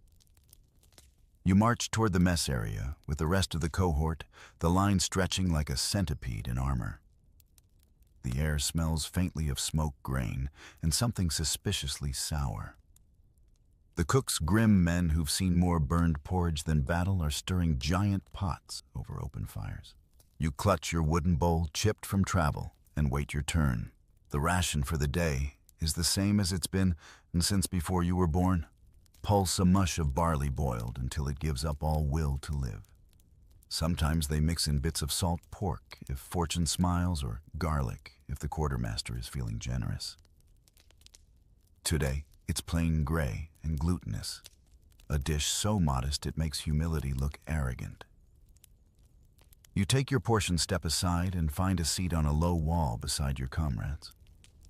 The spoon sticks upright in the porridge on its own. Titus grins. "See," he says. "That's engineering." You chuckle, though your laughter dies quickly when you taste the first bite. It's hot, sticky, and oddly metallic, as though the pot itself had a say in the recipe. But it fills you, and that's what matters. Rome doesn't feed its soldiers to impress them. It feeds them to keep them marching. You remember your last campaign in Britannia, when the supply line broke and you survived for a week on barley rainwater and misplaced optimism. Compared to that, this is luxury. A wineskin passes around. You take a small swig, the sour, watered-down Pascha soldiers drink instead of wine. It tastes of vinegar and faint grapes, but it keeps your mouth from drying like parchment. You try not to think about what might be floating in it. The army teaches you many virtues, and selective blindness is one of them. The conversation flows easily now. Marcus tells a story about a centurion who tried to impress a general by eating scorpion stew. Publius shakes his head. "Nonsense," he says. "Scorpions are for Syrians, not senators." Someone jokes that the general probably made it a delicacy afterward. The laughter ripples down the line, tired but real. You finish your bowl and wipe it with a crust of bread so hard it could double as armor. Hardtack, they call it, though. You suspect the word tack refers to what it does to your teeth. It's made from wheat salt and the will of Vulcan himself. Some soldiers carve shapes into theirs for luck, a crude sun and eagle, even a heart. Yours is plain. You're not sentimental about bread. The centurion passes by checking that everyone eats quickly. "No lingering," he says. "We fight better on empty talk than full stomachs." He's right. Too much food makes armor feel heavier, and armor is already heavy enough to ruin your posture by 30. You gulp the last of your drink and stand feeling the grit of barley between your teeth. A stray dog circles the benches, sniffing for scraps. You toss it a crust and watch it vanish between tents. It's strange there are no citizens here, no families yet. Life finds a way. Even the flies have learned to march in formation. Someone brings up rumors of a new recipe spreading from the eastern provinces, bread baked with honey and goat cheese. The thought sounds like poetry to your empty wallet. You make a mental note that if you ever leave the army, you'll eat that every day until you forget the taste of pulse. Then you laugh quietly, because leaving the army isn't really an option unless Mars himself writes you a letter. Your mind drifts briefly to home, if you can still call it that. Your mother's kitchen, the smell of olive oil, the sound of neighbors arguing about taxes. It feels like another lifetime, another man's memory. You wonder how many of your comrades remember the same kind of scenes, and how many were born into this life, with no other world to miss. The cook clangs a ladle against the pot, signaling the end of the meal. You scrape the last sticky bits from your bowl and hand it to a recruit to rinse. The water in the bucket is already brown, but no one complains. Hygiene in the army is more theory than practice. As you sling your gear back over your shoulder, the sun has climbed higher, burning the dew from the grass. The camp buzzes again, horses snorting, smiths, hammering voices, shouting orders. The brief illusion of peace fades as quickly as it came. You look once more at the pot of barley bubbling over the fire, the surface popping like small explosions. It's simple, it's bland. It's survival in a bowl. Somewhere in the empire, emperors are feasting on peacock tongues and garum-soaked fish. Here you get this. And somehow, it's enough. The centurion's horn sounds again, a reminder that comfort is measured in minutes. You pick up your shield and head for the training grounds. Breakfast is over. The real work is about to begin. The horn cuts through the air like a blade through quiet, its note long, sharp, and impossible to ignore. You're halfway to fastening your chin strap when the centurion bellows, "Form up!" and suddenly 100 men are running, tripping, shouting, and pretending not to. Discipline looks better from a distance. Up close, it's just organized chaos in sandals. They say the Roman army runs on 3 things: obedience, endurance, and fear of the man shouting at you. Within moments, the cohort arranges itself into perfect lines. Shields align, spears tilt, and the morning sunlight bounces off polished helmets like a warning to the horizon. If Rome ever needed a mirror, this would be it, an army reflecting its own obsession with order. Drill until you hate it, the centurion says, pacing in front of you. Then drill until you love it. You're not sure which stage you're in, but you suspect the second one's a myth. The Tesserarius calls out the commands, his voice cracking from overuse. "Advance," he roars, and 100 feet stomp forward in unison. The earth trembles lightly, dust rising like incense. The sound is hypnotic, thud, thud, thud, a rhythm older than any hymn. You thrust your gladius forward, the short sword slicing the air, then retract it instantly to shield height. The movement is sharp, mechanical, perfect. Every soldier knows the Roman way of fighting is simple, but cruelly effective: step, stab, recover, repeat. None of the grand flourishes you see in amphitheater plays, no wide swings, no heroic twirls. Just economy of motion. Killing is craft.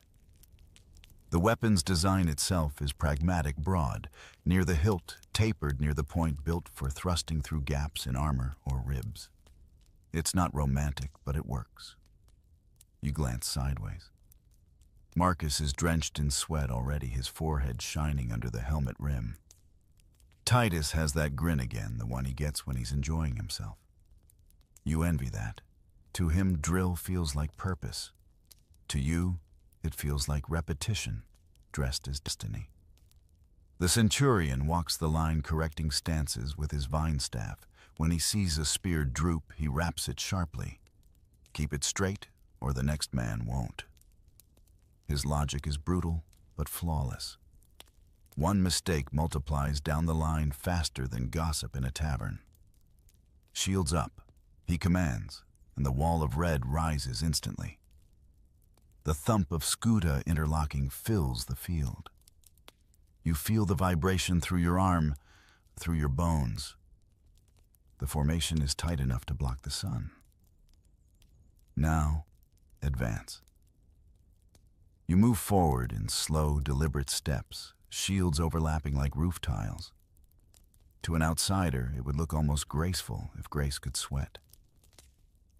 The man beside you stumbles slightly. Your shoulder meets his, pushing him back into rhythm. That's the unspoken law here. One man's mistake belongs to everyone. You've seen centurions punish an entire unit for a single soldier's failure. It's not cruelty, it's math. After an hour, your arm begins to shake from holding the shield. Your hand is slick, your knuckles raw, but there's no time to adjust. Again, the centurion calls, and you obey, because that's the only thing you know how to do. Somewhere in the haze of repetition, the movements blur together until you're not thinking anymore. You've become the rhythm itself. And that, strangely, is where the peace hides. You stop being a man with worries, hunger, or fear. You're just another gear in Rome's great machine. It's almost meditative if meditation came with bruises. The sun climbs higher. The smell of hot leather and churned soil fills your lungs. Dust clings to your face. Your tongue tastes of metal. Every breath scrapes the throat. Every movement hums with pain. Yet you keep going. You always do. The centurion finally signals a halt. Men drop to one knee, panting. Helmets come off, steam rising from their shaved heads. Someone jokes if Mars had sweat glands, they'd smell like us. Laughter breaks the fatigue for a heartbeat. Nearby, a group of recruits is practicing with wooden swords. Their strikes are clumsy, a rhythm off. One of them loses his grip, sending the weapon spinning into the dirt. The instructor smirks. Congratulations, you just killed a shrub. The recruits laugh nervously, and you remember being that green once. Back then, your shield felt heavier, your courage lighter. You can still recall your first real battle, how all the drills suddenly made sense when chaos erupted around you. The perfect lines, the measured thrusts, the unspoken trust between men, it all locked into place, like clockwork. Rome's strength isn't in individual heroes. It's in the choreography of obedience. Even Caesar himself once said that a disciplined legion is worth more than 1,000 brave fools. The centurion orders the final set formation changes. You shift from column to wedge to square the ranks, folding and unfolding like origami in armor. It's oddly beautiful geometry meeting warfare. When done right, it looks less like battle practice and more like a military ballet performed for indifferent gods. When the horn sounds the end, your arms feel like they've been carved from lead. You stand still, catching your breath. And the centurion nods once. Better, he says. That single word feels like a medal. As you wipe your face with your sleeve, you realize your entire body hums, not from exhaustion, but from the strange satisfaction of surviving another morning without disgrace. The drills may not feed you, but they remind you who you are, one disciplined heartbeat in the body of an empire that never stops marching. When there's no enemy to fight, Rome finds you something else to conquer, usually dirt. The midday sun beats down like a personal insult, and you're standing at the edge of what will soon become a road or maybe a fort wall, or maybe just another strategic improvement some senator will later take credit for. The order is simple enough: build until you forget you're a soldier. You swing the pick into the soil, the blade biting deep. The sound is dull, rhythmic, relentless. Around you, hundreds of men dig, lift, hammer, and haul in perfect, miserable harmony. The clatter of tools replaces the sound of swords. Even the centurions work, though they somehow manage to look less sweaty doing it. It's easy to forget that Rome's empire wasn't just won by war, it was paved by it. Every legionary is part soldier, part construction worker, part unpaid engineer. The roads you lay today will carry future armies, merchants, and gossip long after your bones turn to dust. Somewhere in the Senate, a man in a clean toga will call it infrastructure. Here it's just another word for blisters. The foreman shouts instructions over the din. Line straight. No curves, no weakness. You look down the trench, the alignment so precise you could roll a coin from end to end without a wobble. That's the Roman way. If a mountain gets in the path, you don't go around it, you go through. The work site buzzes with energy and profanity. Some men sing old marching songs to keep rhythm. Others curse the heat, the stones, the gods, and occasionally their mothers. Sweat runs down your back in steady rivulets, soaking your tunic until it clings like a second skin. You can smell iron from the shovels, pitch from the cartwheels, and a faint sweetness from the pine logs being sawed nearby. Beside you, Publius. The veteran pauses to wipe his brow. You know, he says, when I joined, I thought I'd see the world. Turns out I'm just helping build it. You laugh through your exhaustion, then lift another stone block into place. It lands with a satisfying thud.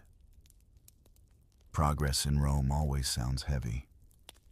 A few yards away, a group is working on a ditch, a defensive trench deep enough to swallow a mule. The soil is clay and gravel unforgiving. The centurion supervising it has the patience of a short-tempered god. If it's not deep enough to drown a barbarian, he yells, it's not deep enough at all. Motivational speeches come in many forms here. When the lunch horn finally sounds, the tools drop instantly, as if by divine intervention. You sit on a rock gulping water that tastes faintly of metal from the bucket. The air vibrates with the hum of cicadas. Somewhere nearby, a mule brays, like it's sharing your opinion of this assignment. A younger soldier named Lucius collapses beside you, face red, chest heaving. This isn't why I joined, he groans. I wanted glory. You smirk. You'll get it. Maybe they'll name the ditch after you. He laughs weakly, but the truth sticks. Glory is rare. Ditches are eternal. You think about the empire's vastness, the thousands of miles of roads connecting cities and frontiers, all built by men like you. The Via Appia, the Via Flaminia, the endless web of stone veins feeding Rome's heart. It's strange to realize that your sweat will outlast your name. In the distance, you see a patrol returning from a nearby village, their armor dusty, their faces sunburned. One of them holds a scroll, probably new orders or fresh complaints from the locals. You can already guess what it says: build faster. The Empire's appetite for progress makes Jupiter look frugal. After the break, the work resumes. You help lift a timber beam into place, muscles screaming in protest. Every push feels like a small war against gravity. You glance up and catch sight of a hawk circling high above, free, indifferent, untaxed. Trade places, you mutter under your breath. The bird wisely declines. By late afternoon, the road begins to take shape, a perfect straight ribbon of crushed stone and dust stretching toward the horizon. The sight almost feels holy, like witnessing civilization itself being stamped into the earth. Even your exhaustion can't hide a flicker of pride. When the centurion calls for the final inspection, everyone stands back, tools in hand, chests heaving. The line of the new road glows faintly under the lowering sun. Good, he says simply, which in centurion language means miracle achieved. You look down at your hands, blistered, bruised, streaked with dirt. There's satisfaction in that pain. You built something real, something Rome will march on long after you're gone. It's not glory, not exactly, but it's permanence, and that's rarer still. A trumpet blares from camp, signaling the end of the day's labor and the beginning of whatever passes for rest. You pick up your gear, glance once more at the straight road cutting through the wilderness, and can't help but think that's Rome, in a single line, unyielding, exhausting, and beautiful in spite of itself. By the time you stumble back into camp, the heat has mellowed into that honey-colored glow that makes everything look almost peaceful almost. The tents flutter lazily in the breeze. The sound of hammers has softened, and for the first time all day, no one is yelling. You wipe the dust from your face with the back of your arm and realize that even the grime has hierarchy. The thin layer on your skin belongs to the Empire now. Camp life, though, has its own strange rhythm. You could call it a town, but that would be generous. It's more like a moving city made of canvas and sweat-built and dismantled faster than most people can decide what's for dinner. Everything has a place. The command tent at the center, the workshops to one side, the latrines, mercifully downwind, and rows upon rows of tents, identical as thoughts in a philosopher's head. You head toward your section, passing through the heart of legionary civilization. To your left, blacksmiths are still at work, their forges glowing orange against the dimming sky. The rhythmic clang of hammer on metal is strangely soothing, like the heartbeat of the camp itself. Sparks fly into the air, tracing brief constellations that vanish before you can name them. You nod to one of the smiths, a scarred man named Severus, who claims he once shoed Caesar's horse. He probably didn't, but no one corrects him. It's bad luck to interrupt a man swinging a hammer.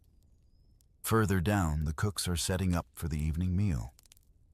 The smell of lentils, onions, and smoke mixes with the stench of drying leather. One pot has something that could generously be called stew. Another has something that looks more like regret.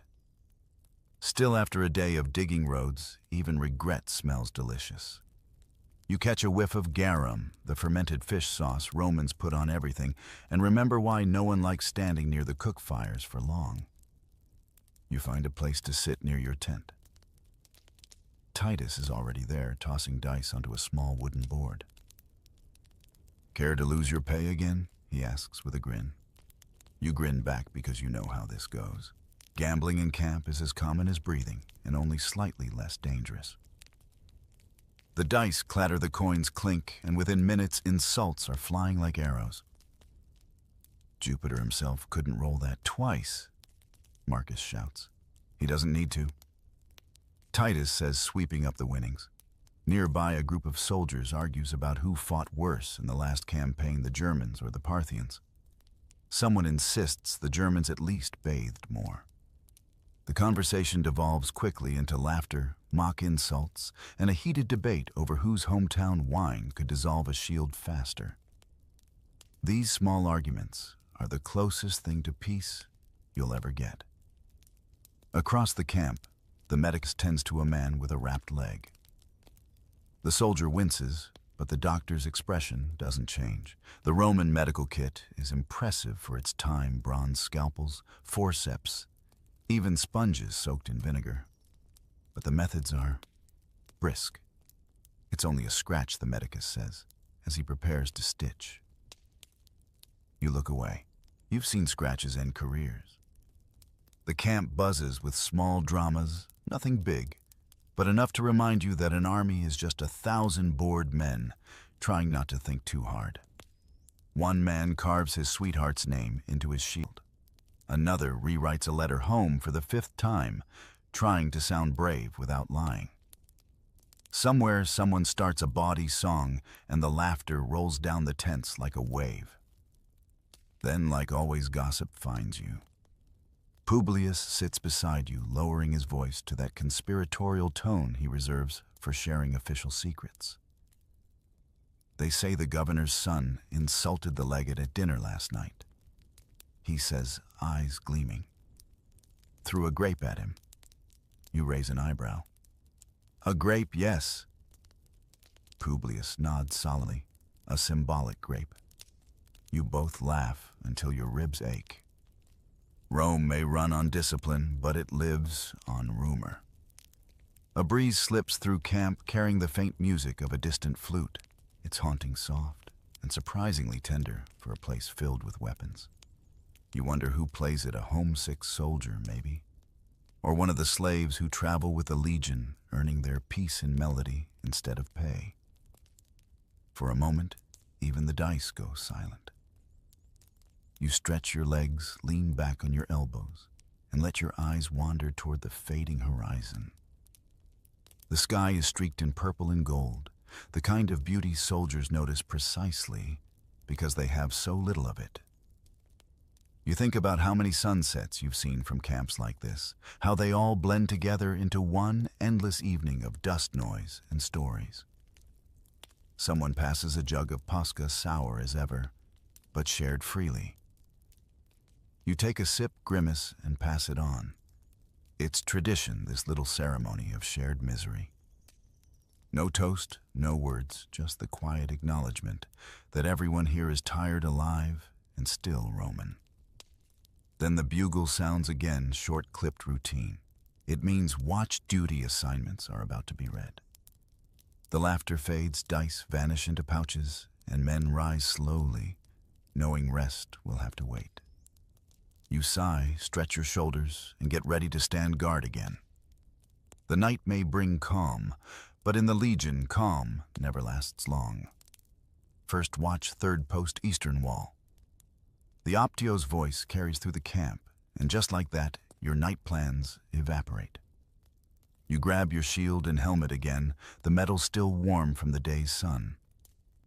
Hooked to your belt is the same short sword that's been your bedtime companion since you joined.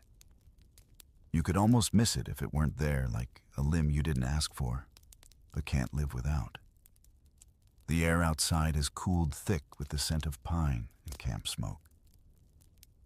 The sky above is deep indigo, that brief hour before the stars take full control. You walk the packed earth path toward your post boots, crunching softly. Somewhere behind you, laughter still flickers from the tents, but it fades quickly as the watch rotation settles in. You pass a torch stuck into the ground. Its flame hisses against the night breeze, throwing shadows across the wooden palisade. The eastern wall looks out over open land, rolling hills, a thin strip of forest, and far beyond that, the suggestion of mountains. Beautiful. If you weren't so aware that beauty in the dark usually means danger in daylight. You take your position beside another guard, an older man named Quintus, who's seen more watches than birthdays he can remember. His beard glows faintly in the firelight, and his eyes are half hidden beneath his helmet's rim. "Quiet night," he mutters. That's usually when something goes wrong. You rest your spear against the wall and scan the darkness. Nothing moves but the grass. The wind hums softly through the wooden stakes, and in the distance you can just hear the faint croak of frogs by the stream. It's peaceful in that deceptive way, the kind of peace that makes you forget how quickly the world can turn. You shift your weight, the leather straps on your armor, creaking like tired joints. Quintus tells stories to pass the time. He always does. Did I ever tell you about the time a goat got into the camp and everyone thought it was a barbarian spy? You grin. 3 times. Good, he says. Then I'm consistent. He chuckles, then leans on his spear. You young ones don't know how lucky you are. Back in Africa, the heat was so bad our helmets cooked us like oysters. You raise an eyebrow. You've been to Africa? He nods proudly. Once. The sand got in places I'm still discovering. Hours on watch stretch differently, slower, heavier. You find yourself staring at the same shadow for minutes, convinced it's moving. Every whisper of wind feels personal. The torch beside you sputters, and the scent of burning oil mixes with the earth's chill. Somewhere in the distance, an owl hoots, and you nearly jump. Quintus laughs quietly. Relax. If it's an enemy, he'll scream before he kills you. Strangely, that's comforting. To keep awake, you think about home again, though it's more habit than hope. You picture your street in the city, the uneven cobblestones, the baker who used to throw you stale bread as a boy.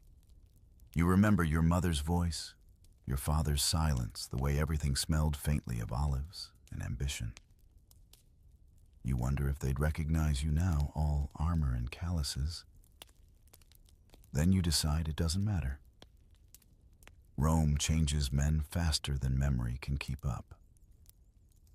You shift again, glancing down at the ground below. The moonlight turns the camp's ditch into a silver ribbon. Beyond it, the world is dark and wide and unsupervised. You've heard the stories, ambushes at dawn, spies slipping through shadows, wild tribes who fight naked just to scare you. But tonight there's nothing. Only the slow rhythm of your breathing and the faint crackle of the torch. Sometimes you think this right here is the truest face of soldiering.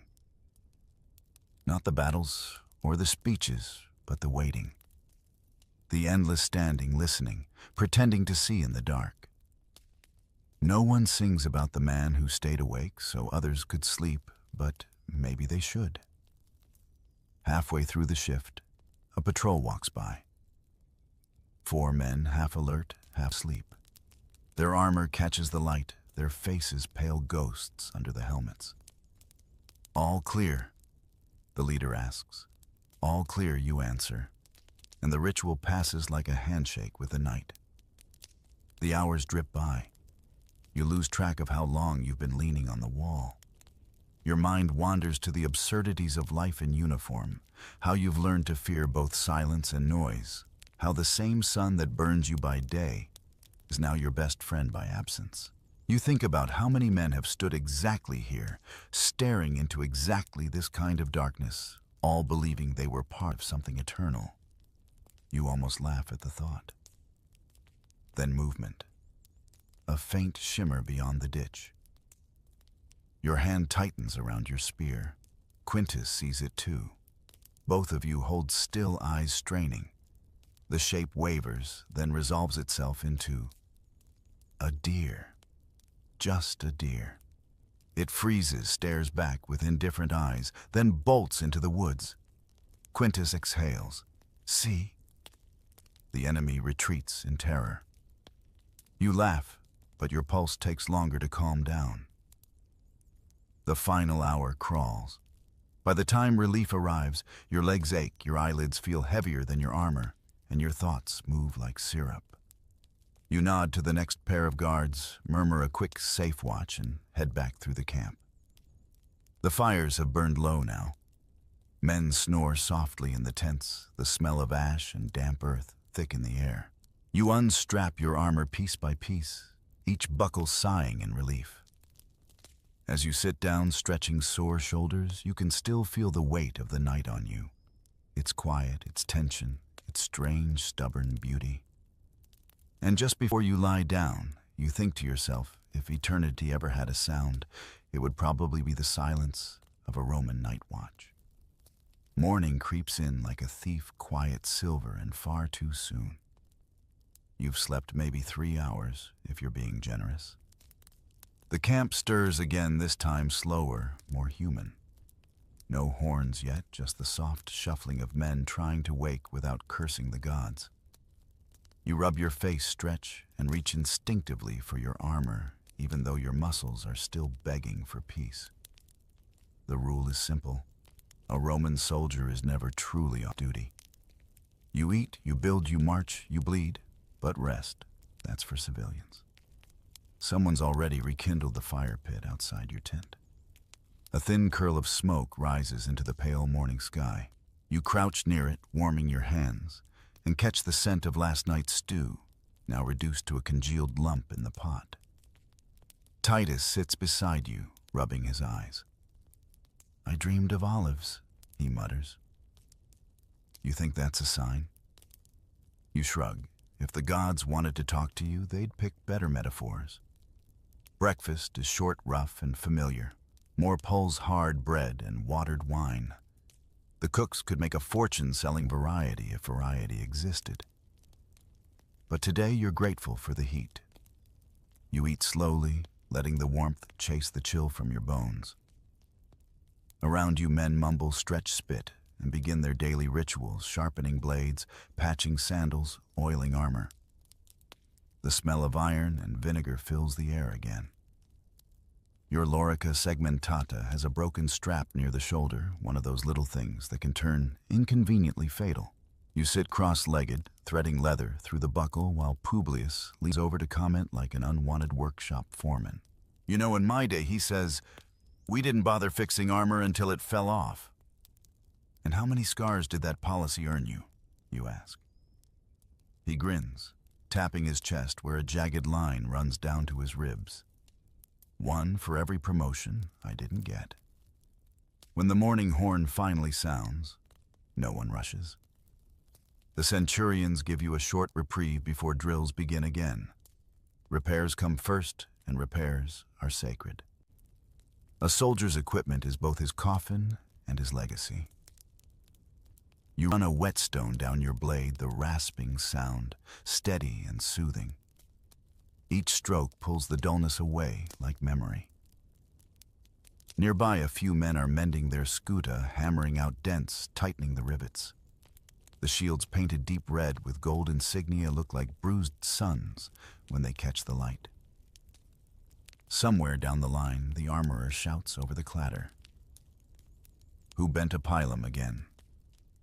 No one answers, but the laughter that follows is answer enough.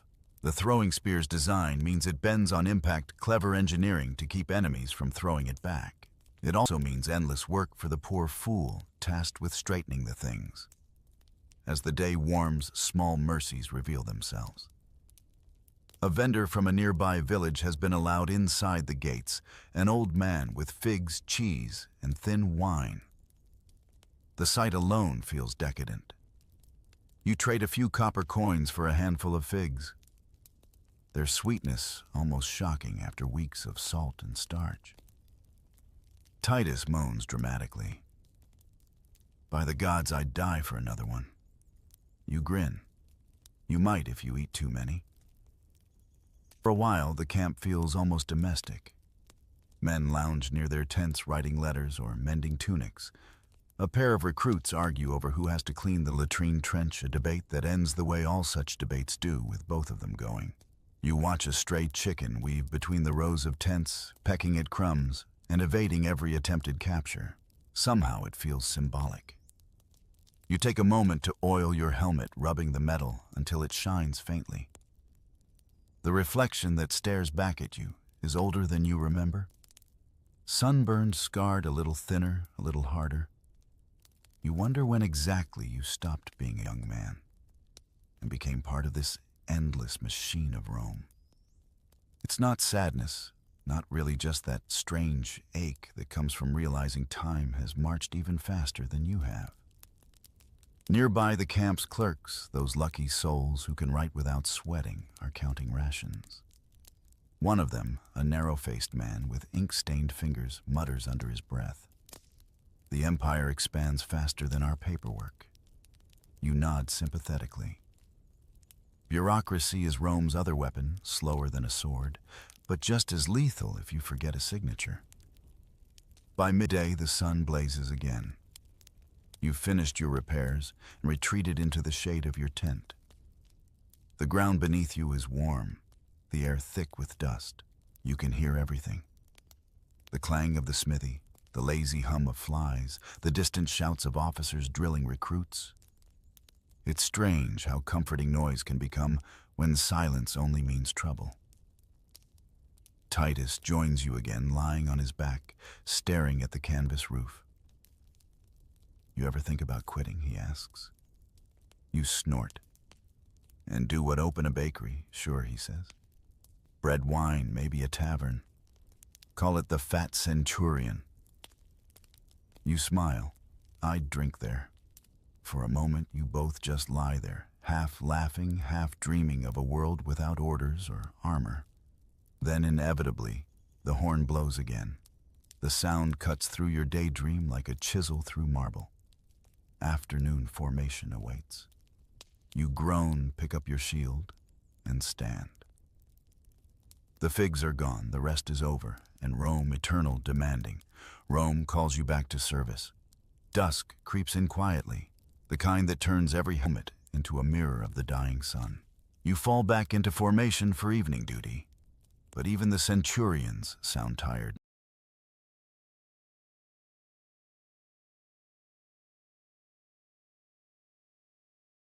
Now, the day's sweat has dried into salt patches across your tunic, and every breath tastes of dust.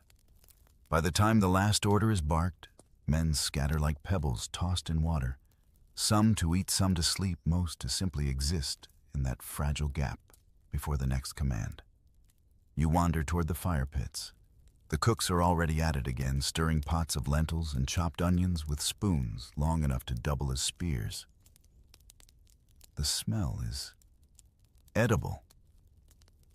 You hold out your bowl, and a ladleful lands with a sound somewhere between a splash and a sigh. It's not food exactly, but it's something warm to remind your body you're still alive. You sit cross-legged on the ground, balancing the bowl on your knees, and take a cautious bite. Bland, familiar, comforting in a way only predictability can be. Across from you, Marcus plucks at a lyre missing 2 strings. I learned this one from a Greek prisoner, he says. He swore it could make a man weep. He plucks again, mostly from the noise. Laughter rolls through the group. Publius joins in with a story about a senator who mistook boiled turnips for oysters. No one believes him, but everyone laughs anyway. Stories here are less about truth and more about survival. The fire crackles sparks drifting up to the stars that are finally punching through the twilight. You feel the day unwind from your shoulders. The camp has its own kind of music now. Low voices, metal clinks, the occasional burst of laughter, and somewhere a donkey braying its opinion on Roman leadership. The sound blends into something steady, timeless, almost sacred. You lean back, watching the flames twist and dance. The heat stings your cheeks, but you don't move. There's something hypnotic about it, the way the firelight plays across faces, carving every soldier into a statue of bronze and exhaustion. These men, the ones you curse and march beside, and occasionally want to strangle, are your family now. Not by choice, but by the strange gravity of shared suffering. Someone starts humming softly a tune from the province's unfamiliar but soothing. One by one, voices join in, rough and out of sync, but heartfelt. It's not a song for glory or victory, just a song to fill the space between one day and the next. For a few minutes, you forget where you are. You could be anywhere, a village, a port, a quiet street in Rome, anywhere that isn't temporary. The warmth seeps into your bones, loosening everything that's been clenched since dawn. You think about how many nights like this you've lived through. Hundreds, maybe thousands. Different camps, same firelight, same laughter, same smell of lentils. The empire shifts and grows, but this never changes. It's oddly comforting knowing that even if Rome burns someday, some soldier somewhere will still be doing this, eating, laughing, pretending he's not afraid of tomorrow. Titus breaks the peace by tossing a twig into the fire. You think the gods ever watch us? He asks suddenly. All this? You shrug. If they do, they're either very proud or very bored. Publius nods. Or both. Pride and boredom built this empire, didn't they? More laughter. It fades quickly, though, as the question lingers longer than the joke. You stare into the fire again. The flames twist and snap like thoughts you can't hold on to. You remember the oaths you swore, the faces you've buried, the friends who didn't make it past their first campaign. You wonder if they got nights like this before the end, quiet almost peaceful when Rome felt less like a machine and more like a heartbeat. A horn sounds in the distance, soft signaling curfew. The sound rolls across the camp like a sigh. Men begin dousing smaller fires, washing bowls, muttering prayers. A few stragglers linger, unwilling to surrender the warmth. You watch them go one by one, until it's just you and the embers. The sky has deepened now into a sheet of dark velvet scattered with stars. Somewhere beyond those lights, the world keeps spinning cities, celebrating lovers, whispering emperors, plotting. None of it feels real from here. The fire pops once more, startling you from your thoughts. You stir the ashes with a stick and watch them collapse inward, glowing red like dying eyes. As you rise, the night air hits you cool and clean. You breathe deeply, tasting wood smoke and earth. All around you, the camp has gone quiet again. Rows of tents glowing faintly from within, guards pacing the perimeter, the soft murmur of men talking in their sleep. It's not peace exactly, but it's close enough. You sling your cloak over your shoulders and head toward your tent.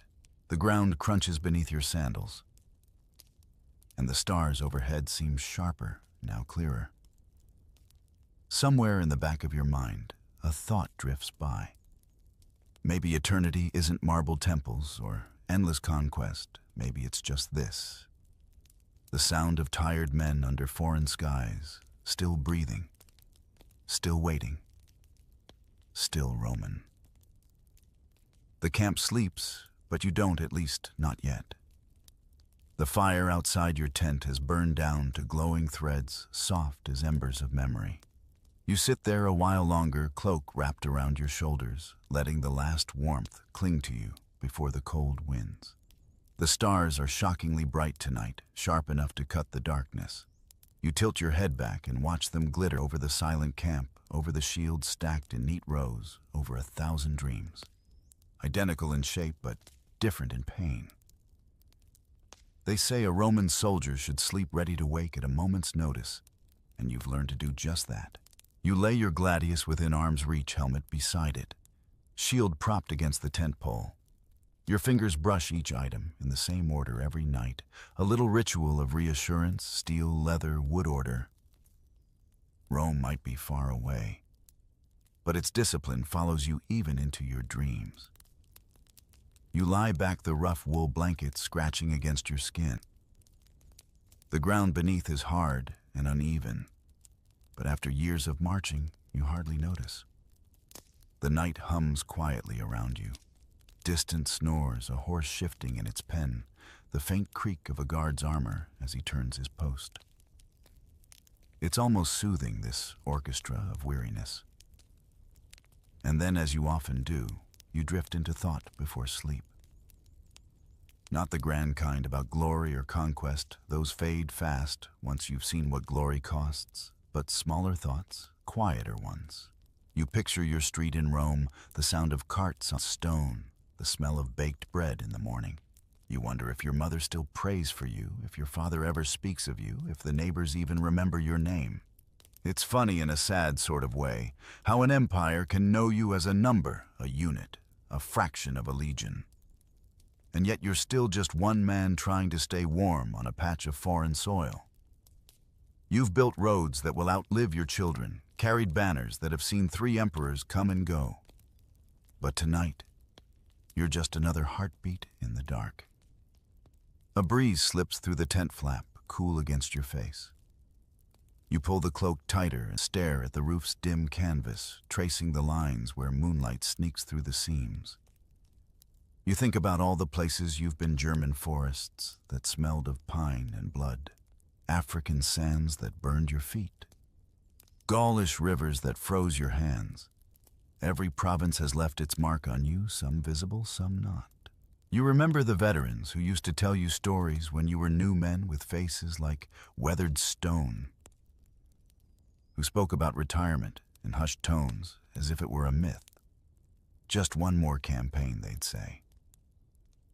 Then I'll buy a little farm, marry grow olives. You realize now that every soldier's dream is the same: to trade his sword for silence. Outside, the guard changes again. Footsteps, quiet voices, then stillness. You can almost feel the Empire breathing through the fabric of the tent, its pulse steady, unstoppable. Somewhere far away, in marble halls and lamp-lit villas, men in togas are making decisions that will ripple down to you in the form of orders miles and months from now. You wonder if they ever think about the men who carry their empire on their backs. Probably not. You close your eyes, but sleep comes in fragments.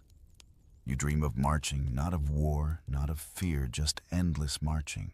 Boots striking stone banners, flapping the horizon, forever moving, but never closer. You wake briefly disoriented, the image fading like mist. For a second, you're not sure if you ever stopped walking. You roll over and exhale the breath, misting in the cool air. The camp is utterly still now.